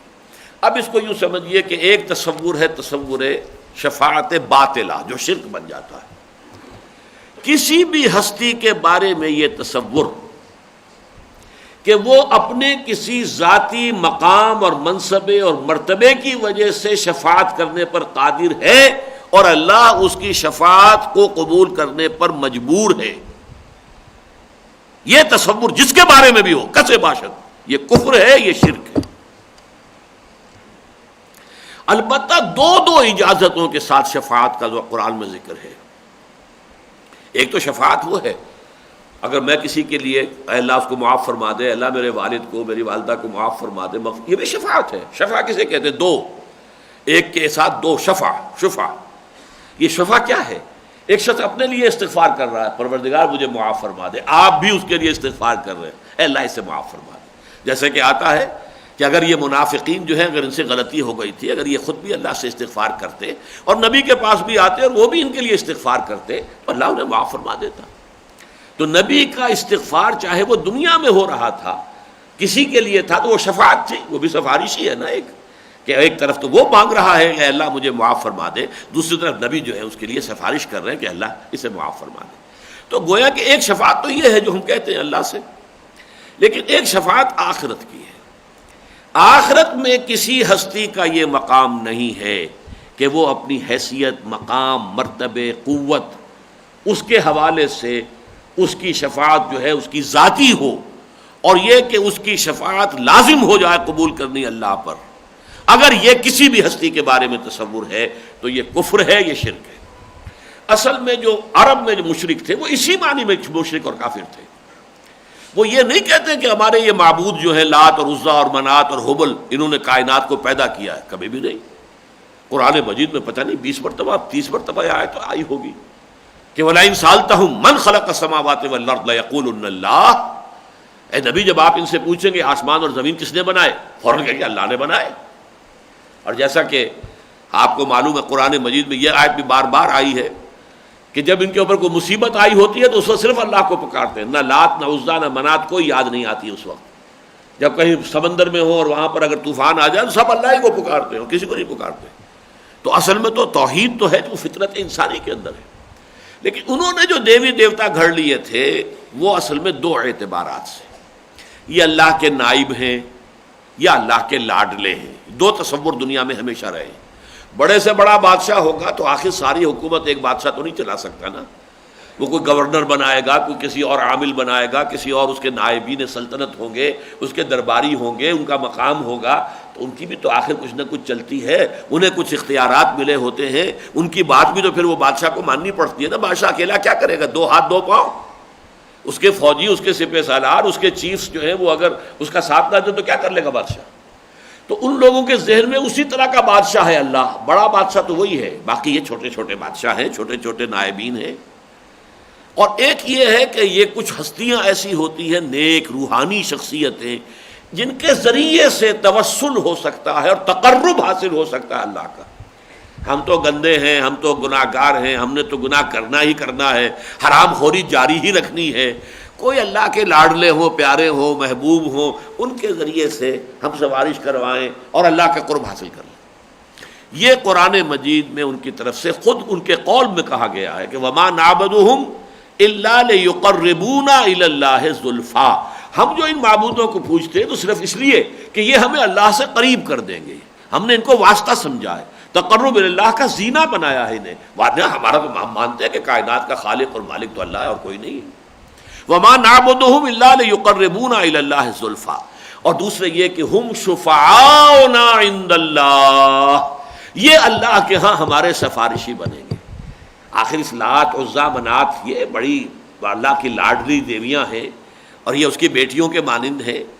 یہ جب کہیں گے اے اللہ اس کو بخش دے، یہ میری بڑی پوجا کرتا تھا، یہ بڑے چڑھاوے چڑھایا کرتا تھا میرے استھان پر آ کر، تو اس کو معاف فرما دے، اللہ مانے گا فوراً۔ کیسے ہو سکتا ہے لاڈلی بیٹی کوئی بات کہے کسی سے اور باپ جو ہے وہ اس لاڈلی بیٹی کی بات کو جو ہے انکار کر دے؟ یہ ہے شفاعت باطلہ، یہ شرک تھا کہ جو عرب میں اس وقت جو ہے موجود تھا، اس کی نفی کی گئی۔ اور شفاعت کا اس بات جو آتا ہے وہ 2 شرطوں کے ساتھ۔ یہاں تو آیا ہے جس کو اجازت ملے، اور ایک اور جگہ پر آیا جس کے لیے اجازت ہو۔ ایک ہے شفاعت کرنے والا، اسے اللہ کی طرف سے اجازت ملے کہ ہاں آپ شفاعت کر سکتے ہیں، اور اس شخص کے بارے میں بھی اجازت ہو۔ یہ شفاعت کسی کے پاس مطلق نہیں ہوگی کہ اب آپ جس کی چاہیں شفاعت کر دیں، نہیں، جو شفاعت کرنے والا ہے وہ بھی معذون ہوگا، اسے بھی اذن ملے گا، اور جس کے لیے اس کے لیے بھی اذن ہوگا، 2 طرفہ اذن ہوگا، تب وہ شفاعت ہوگی، ورنہ شفاعت کا کوئی سوال نہیں۔ یہ ہے شفاعت حقہ جس کا قرآن مجید اس بات کرتا ہے، اس کا کوئی انسان انکار نہیں کر سکتا۔ لیکن پہلی شفاعت شفاعت باطلہ وہ شرک اور کفر ہے۔ اب اس میں ایک باریک سوال پیدا ہوتا ہے، شاید میں نے اس سے پہلے کبھی اس کو ڈسکس نہیں کیا ہے۔ اگر بات یہی ہے کہ جس کو اللہ اجازت دے وہی سفارش کرے، اور جو جس کے لیے اجازت دی اس کے لیے کرے صرف، تو فائدہ کیا ہوا شفاعت کا؟ اس کا پھر مقام کیا ہے، کیا محل کیا ہے اس کا؟ ہم یہ کہتے ہیں اور سب لوگ کہتے ہیں کہ شفاعت کے ذریعے سے در حقیقت اللہ تعالیٰ اپنے کچھ بندوں کا جو مقام ہے اس کے ہاں، اس کو واضح کرنا چاہتا ہے کہ یہ بندہ میرے ہاں مقرب ہے۔ اب یہ کہ اگر تو اس کو اجازت دی گئی اور جس کے لیے کر رہا ہے اس کی بھی اجازت دی گئی تو اس کا مقام کیا معین ہوا؟ وہ تو پھر سارا کا سارا اللہ خود ہی کر رہا ہے، بلکہ یہ تو معاذ اللہ ثم معاذ اللہ، اللہ معاف کرے، یہ تو پھر ڈرامہ ہو گیا۔ اس کا ڈرامہ ہونا اس صورت میں ہے کہ ہم یہ سمجھے کہ یہ سب کچھ اعلانیہ ہوگا یا اعلانیہ نہیں ہوگا۔ اللہ تعالیٰ بذریعہ وحی خفیہ طریقے پر اپنے اس بندے کو اجازت دیں گے کہ فلاں بندے کے حق میں آپ شفاعت کر سکتے ہیں۔ جو اس وقت عدالت لگی ہوگی، کفار بھی کھڑے ہوں گے، اہل ایمان بھی کھڑے ہوں گے، یوم یقوم الروح والملائکۃ صفا لا یتکلمون الا من اذن له الرحمن وقال صوابا، فرشتے ہوں گے ٹھٹ کے ٹھٹ، اور ارواح ہوں گی اور انسان ہوں گے، نیک بھی اور بد بھی، اور حساب کتاب ہو رہا ہوگا۔ تو اس منظر عام پر یہ بات نہیں آئے گی کہ اللہ نے ان کو اجازت دی تھی اور اس کے لیے اجازت دی تھی، ان کے سامنے یہی آئے گا کہ انہوں نے شفاعت کی ہے اور اللہ نے منظور کر لی ہے، گویا کہ اللہ تعالیٰ کے ہاں ان کا بڑا مقام ہے، ان کا مرتبہ ہے۔ بس یہ ایک نقطہ ذہن میں ہو تو شفاعت کا محل اور مقام اور اس کی حیثیت سامنے آ جاتی ہے، اور یہ نہ ہو تو پھر یہ کہ جو بات میں کہہ رہا ہوں کہ جس کو اجازت دی جائے شفاعت کرنے کی اور جس کے حق میں شفاعت کی اجازت ہو صرف اس کے لیے شفاعت ہوگی، اگر یہ اعلانیہ ہو رہا ہو تو پھر تو یہ ایک ڈرامے کی حیثیت بن جاتی ہے، اس کی کوئی حیثیت نہیں رہتی۔ اس کی تعویل یہ ہے کہ یہ سب خفیہ انداز میں ہوگا، اللہ تعالیٰ وحی کے ذریعے سے۔ وحی کسے کہتے ہیں؟ الاعلام بالخفا والسرعہ، خفیہ طریقے پر کسی کو تیزی سے کوئی بات پہنچا دینا، بس اللہ تعالیٰ پہنچا دے گا اپنے بندوں کو، اور اس میں سب سے بڑی ہستی محمد الرسول اللہ صلی اللہ علیہ وسلم کی ہوگی، اس میں کوئی شک نہیں۔ لیکن وہ شرطیں ذہن دیکھیے، اب یہاں پر آپ نے دیکھا کہ کس قدر شاندار الفاظ میں، زوردار، گویا کہ شفاعت باطلہ کا تصور اللہ کی جناب میں بہت بڑی گستاخی ہے، بہت بڑی گستاخی۔ من ذا الذی یشفع عندہ الا باذنہ، کون ہے وہ جو شفاعت کر سکے اس کے ہاں مگر اس کی اجازت سے؟ یہ ہے استثناء جس کی میں نے وضاحت کر دی۔ اچھا، اگلی آیت میں اصل میں اس کی ساری دلیل اور حکمت بیان ہو رہی ہے۔ وہ کیا ہے؟ یعلم ما بین ایدیہم وما خلفہم ولا یحیطون بشیء من علمہ الا بما شاء۔ اللہ کی شان تو یہ ہے کہ وہ جانتا ہے جو کچھ ان کے سامنے ہے اور جو کچھ ان کے پیچھے ہے، اور وہ جو ہے کوئی بھی ہے، چاہے وہ فرشتے ہیں، چاہے وہ انبیاء ہیں، اولیاء ہیں، کوئی بھی ہے، ان میں سے کوئی بھی اللہ کے علم میں سے کسی شے کا احاطہ نہیں کر سکتا سوائے اس کے جو اللہ چاہے۔ محمد کو جو علم اللہ نے دیا صلی اللہ علیہ وسلم وہ اللہ ان کو حاصل ہوا، ان کا علم ذاتی نہیں ہے، اللہ کا عطا کردہ ہے۔ کتنا ہے یہ ہم نہیں جانتے، ہمارے تصور میں بھی نہیں آ سکتا، اس کے والیوم کو چھوڑ دیجئے، لیکن بہرحال لامحدود نہیں ہے، محدود ہے۔ یہ تمام مخلوقات کے بارے میں نے عرض کیا، صفات حادث بھی ہے، فانی بھی ہے، عطائی بھی ہے، اور لامحدود نہیں ہے، محدود ہے۔ تو جو علم بھی دیا فرشتوں کو، آپ کو معلوم ہے جب اللہ نے کہا کہ انی جاعل فی الارض خلیفہ، اور اس کے بعد پھر حضرت آدم کو تمام نام سکھا دی اور کہا فرشتوں سے کہ اب تم ذرا نام بتاؤ، ان کا لا علم لنا الا ما علمتنا، اللہ ہمیں تو کوئی علم حاصل نہیں سوائے اس کے جو تو نے ہمیں سکھا دی۔ خود حضور سے فرمایا جا رہا دعا کرتے رہا کرو، رب زدنی علما، پروردگار میرے علم کے اندر اضافہ فرما دے۔ تو علم تو اللہ دیتا ہے، علم الانسان ما لم یعلم، اللہ نے انسان کو سکھایا جو کو وہ جانتا ہی نہیں تھا۔ اس اعتبار سے دیکھیے سفارش میں کیا ہوتا ہے، دنیا میں ہم کہتے ہیں نا جا کر کسی مجسٹریٹ سے، ڈی سی سے، گورنر سے، یہ جو آدمی ہے یہ میں اس کو جانتا ہوں، بڑا شریف آدمی ہے، اور یہ جو کیس اس کے خلاف بنا ہے یہ سب جھوٹا کیس ہے، آپ فیکٹس آف دی کیس اس جو جیسے کہ فائل میں ہے یہ جھوٹی گواہی ہے، اس پر نہ دیکھیے، میں آپ کو بتا رہا ہوں، آپ تو نہیں جانتے، میں بتا رہا ہوں کہ یہ بات یوں نہیں یوں ہے۔ کیا یہ بات اللہ کے ہاں کوئی اور شخص کہہ سکتا کہ اللہ تو نہیں جانتا میں جانتا ہوں؟ جبکہ علم کا معاملہ تو یہ ہے یعلم ما بین ایدیہم وما خلفہم، اب یہ ہم میں سب کے سب آ گئے، کل موجودات، تمام مخلوقات، جو کچھ ان کے سامنے، جو کچھ ان کے پیچھے، جو کچھ ان سے پہلے تھا، جو کچھ ان کے بعد ہے، ہر شے کا جاننے والا اللہ ہے۔ اور ان کا حال یہ ہے ولا یحیطون بشیء من علمہ، علم تو اصل تو صفت ذات باری تعالیٰ کی ہے، علم ہی اس کا علم، اس میں سے وہ کسی چیز پر قابو نہیں پا سکتے الا بما شاء، سوائے اس کے جو اللہ چاہے۔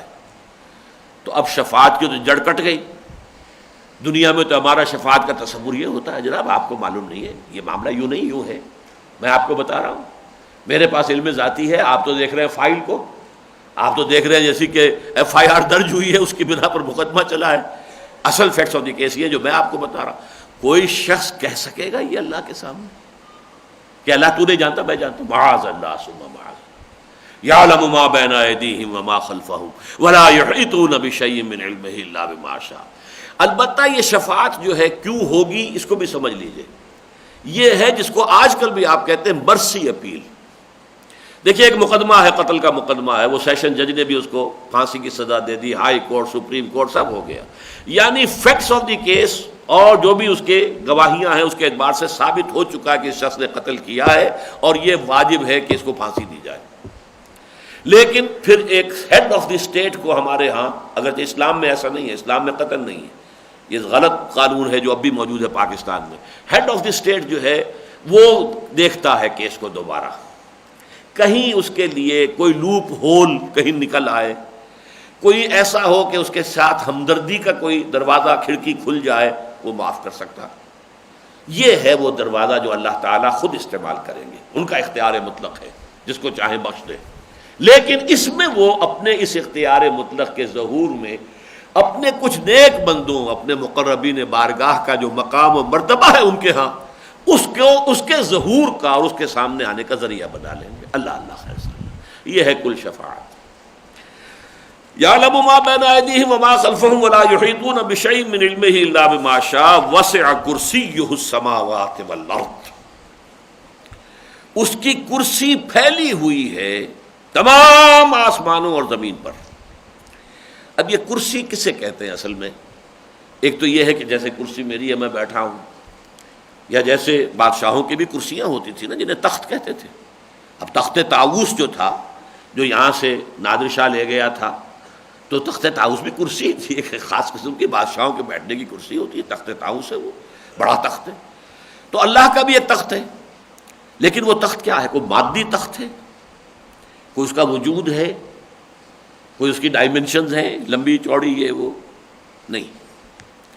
تو ایک تو یہ ہے جو ہمارے ہاں خاص طور پر اہل حدیث حضرات کا ذوق ہے، قرآن میں جو لفظ آیا جیسے آیا بس ہم مانتے ہیں کہ ہے، ہوگی ایسی کوئی کرسی ہوگی، ہم یہ نہیں جان سکتے کہ کیسی ہے، لیکن ہوگی ایسی کرسی، ہوگی کرسی۔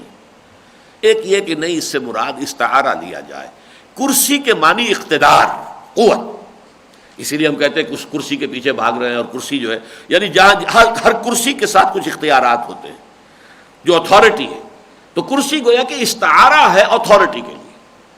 وسع کرسیہ السماوات والارض، اس کی کرسی پھیلی ہوئی ہے آسمانوں اور زمین کو احاطہ کیے ہوئے ہے، یعنی اس کا اقتدار مطلق جو ہے وہ کل کائنات پر مسلط ہے۔ یہ مفہوم تو دونوں لیں گے، چاہے ایک براہ راست کسی کرسی کے بغیر، کسی مادی وجود کے بغیر، اور کوئی یہ کہے گا مادی تو نہیں، کوئی مانوی کرسی بھی ہے، میں کہتا ہوں اس میں بھی کوئی حرج نہیں ہے۔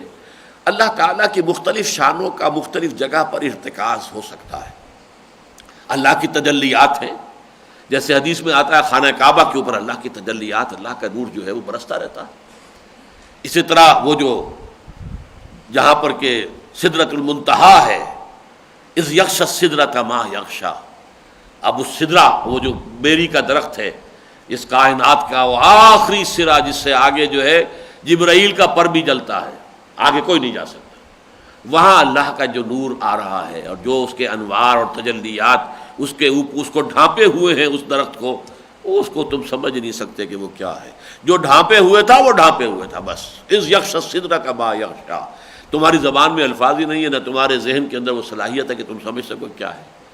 اسی طرح ہو سکتا ہے کہ کہیں اللہ کا وہ اقتدار جو ہے جہاں سے کہ کنٹرول ہو رہا ہو، جیسے کنٹرول روم ہوتا ہے، آرمی آپریشن ہے تو ایک کنٹرول روم ہے، ہو سکتا ہے اس پوری کائنات کا کوئی کنٹرول روم جہاں اللہ تعالیٰ کی یہ صفت قدرت جو ہے اور صفت ملکیت جو ہے بادشاہت، وہ گویا کہ مرکوز ہو کسی جگہ پر، ہو سکتا ہے، لیکن ہم اس کی کسی حقیقت، اس کی شکل، اس کو کوئی نہیں جان سکتا۔ البتہ جو دونوں راستوں سے ہم جائیں گے تو نتیجہ وہی نکلے گا کہ اس سے مراد کیا ہے؟ اللہ کا اقتدار اور اختیار، اس کی بادشاہت آسمانوں اور زمین کو گھیرے میں لیے ہوئے۔ وَلَا يَئُودُهُ حِفْظُهُمَا، اور ان دونوں کی حفاظت اور انتظام اور اہتمام اور انصرام اس پر قطعاً بھاری نہیں ہے۔ یہ جو مادہ ہے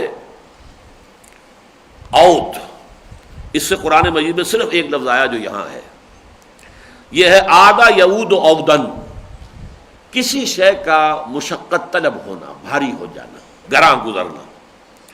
ثلاثی مجرد میں اس کے معنی ہوتے ہیں، اس کا اودا یا اودو اودن، اس کے معنی ہے کوئی شخص کوئی چیز بن جائے، ٹو بیکم سم تھنگ، لیکن وہ نہیں آیا، ثلاثی مجرد قرآن میں آیا ہی نہیں ہے، صرف یہ باب افعال سے آیا ہے آدھا یعود عودن۔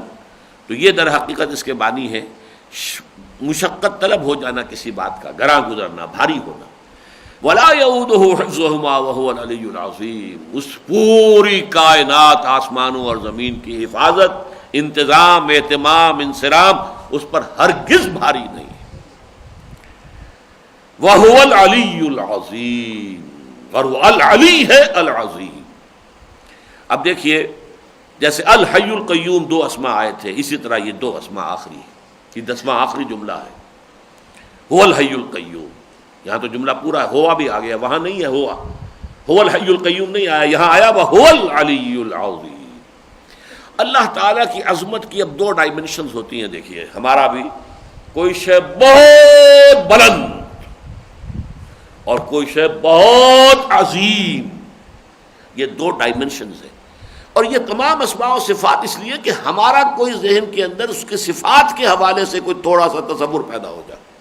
ذات کو تو ہم جان ہی نہیں سکتے، وراء الورا ثم وراء الورا ثم وراء الورا، وہ ہمارے تخیل سے، تصور سے، ہمارے وہم سے، ہر چیز سے وراء الورا ثم وراء الورا ثم وراء الورا۔ ذات جو ہے ایک طرف بلند ترین ذات، حالانکہ یہ بلندی بھی کوئی مادی شے نہیں ہے، عظیم ترین ذات، یہ بھی کوئی ایسا نہیں ہے کہ عظیم الجثہ جیسے ہم کہتے ہیں کوئی شے ہو، عظیم المرتبت کہہ دیں گے، علو شان، جس کی شان بہت بلند اور جس کا مرتبت بہت عظیم، وہ العلی العظیم۔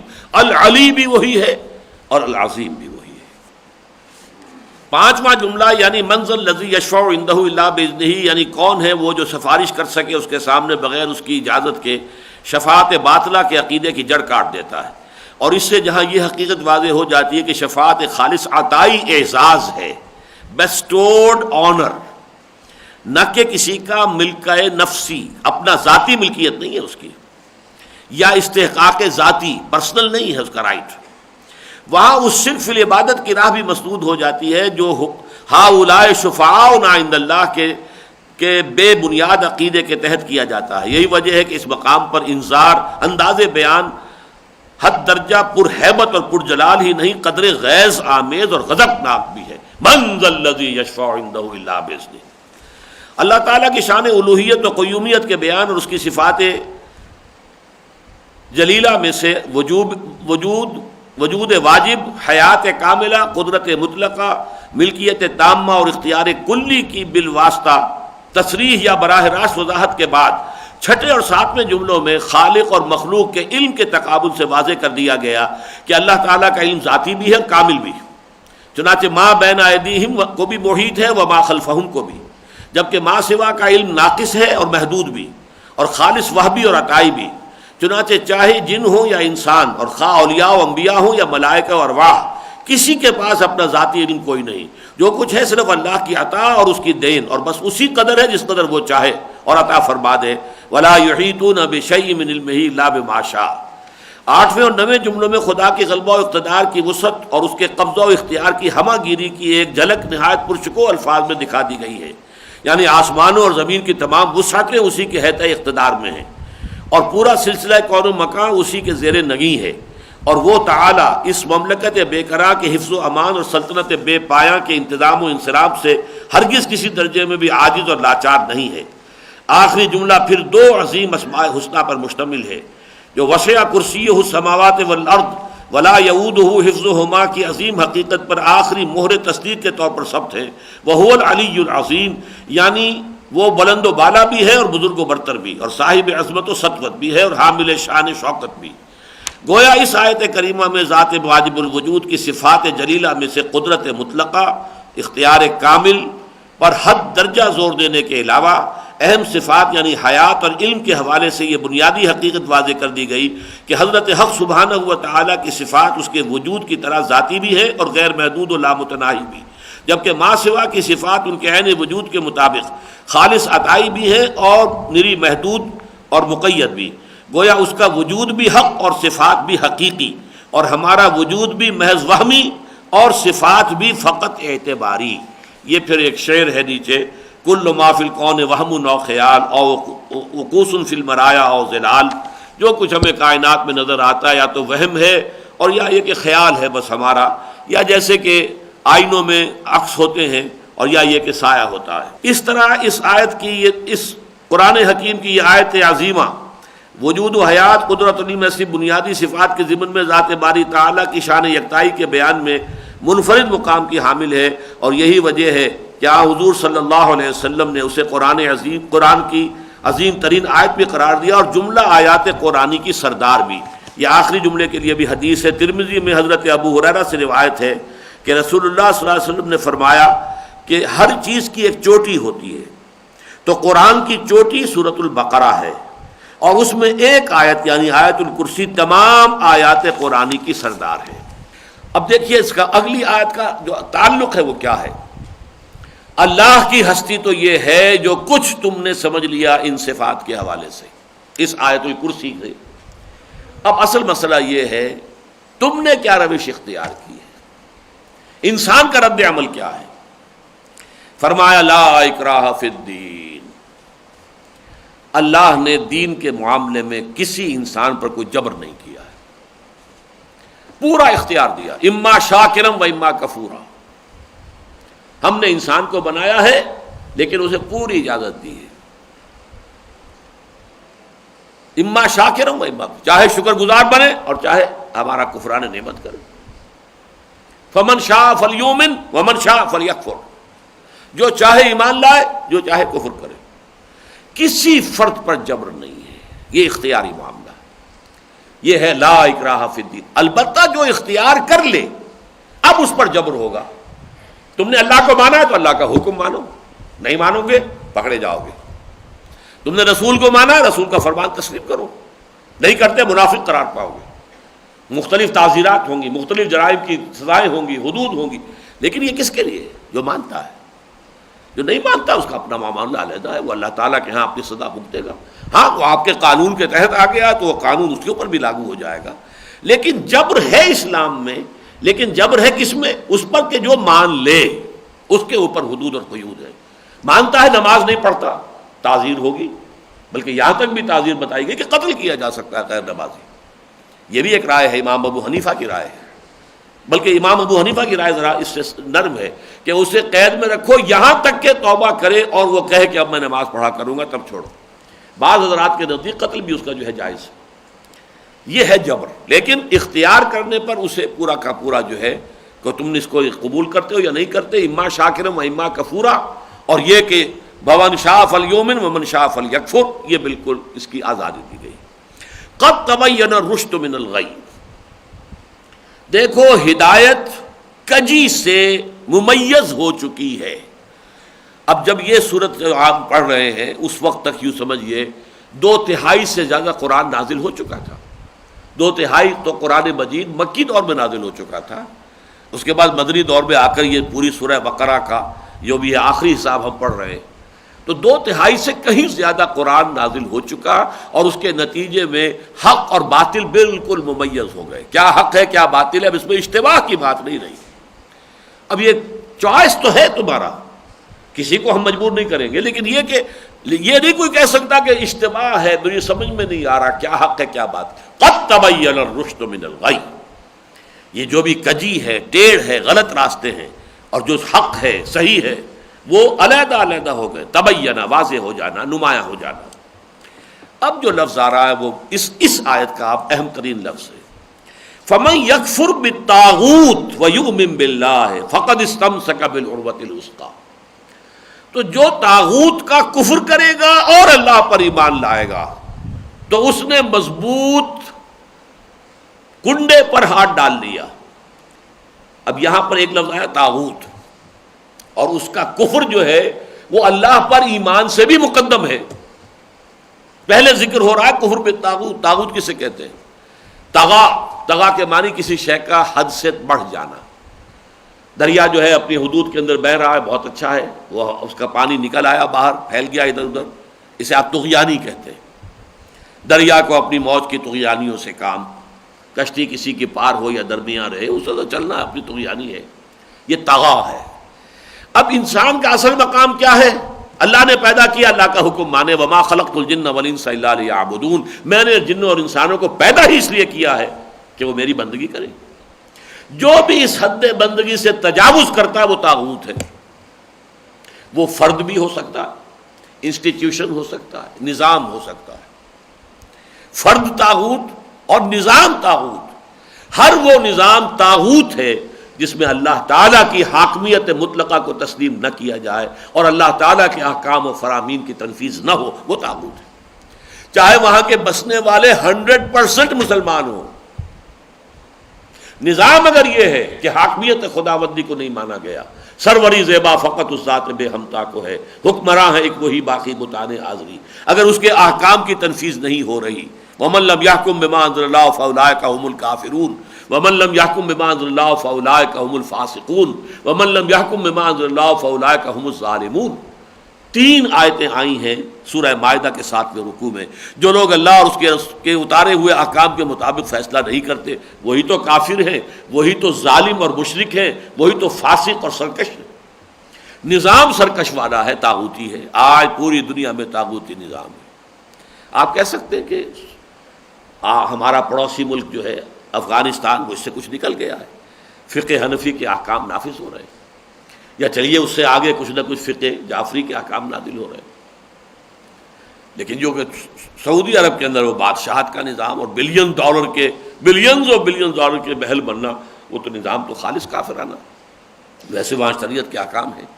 باقی جہاں ہم رہ رہے ہیں یہاں تو ابھی تک نظام طاغوت کا ہے.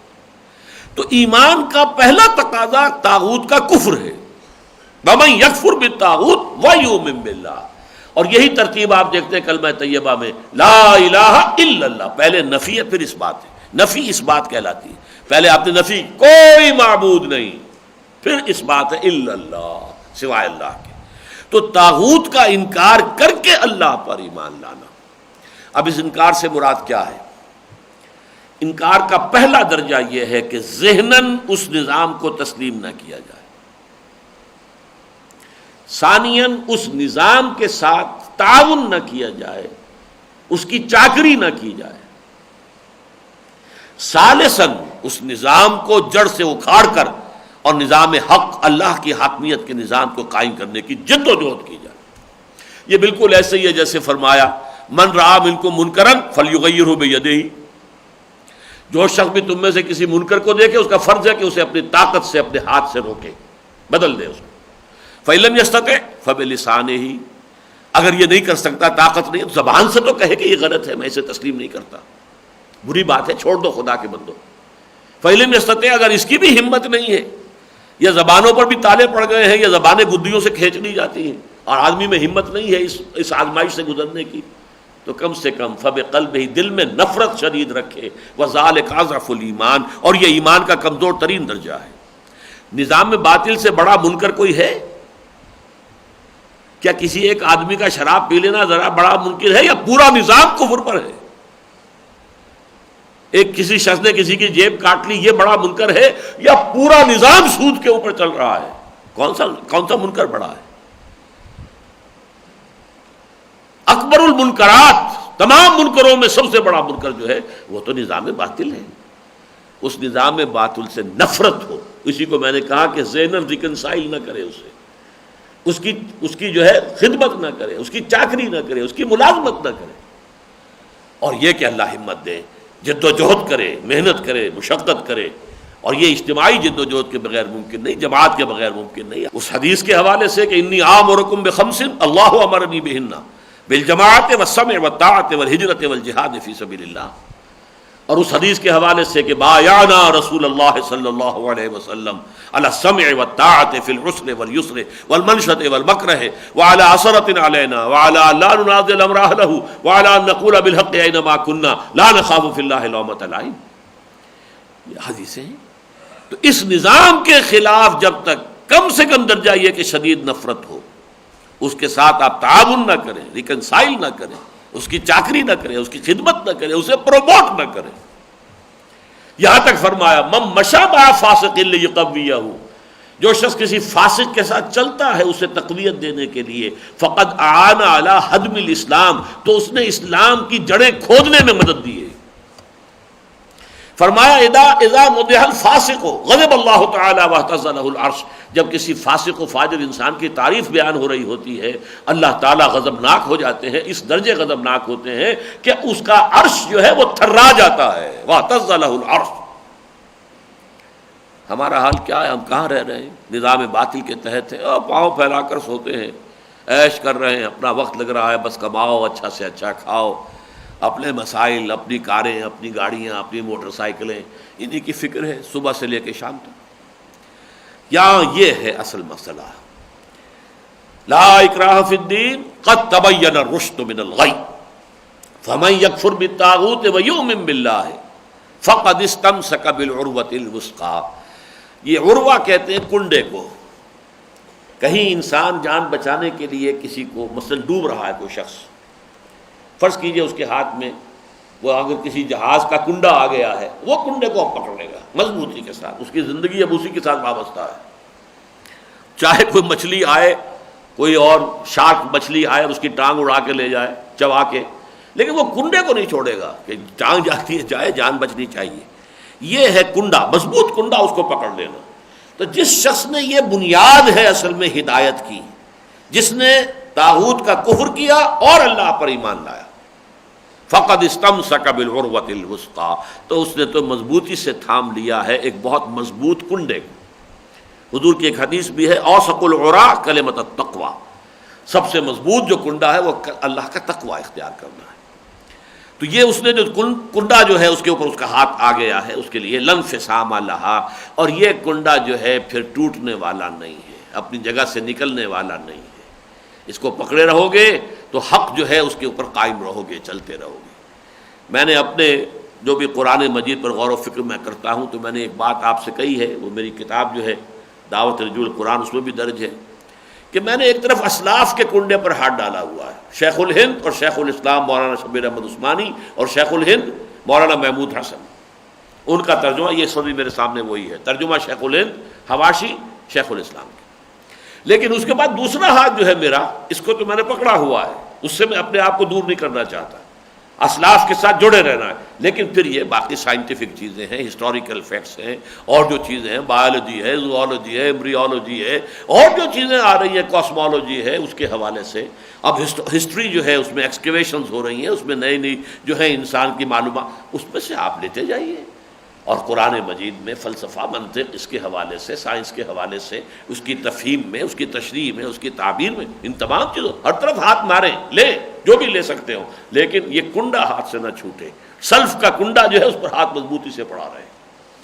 لا اکراہ فی الدین قد تبین الرشد من الغی فمن یکفر بالطاغوت ویؤمن باللہ فقد استمسک بالعروۃ الوثقی لا انفصام لہا واللہ سمیع علیم. اور اللہ سب کچھ سننے والا اور سب کچھ جاننے والا ہے.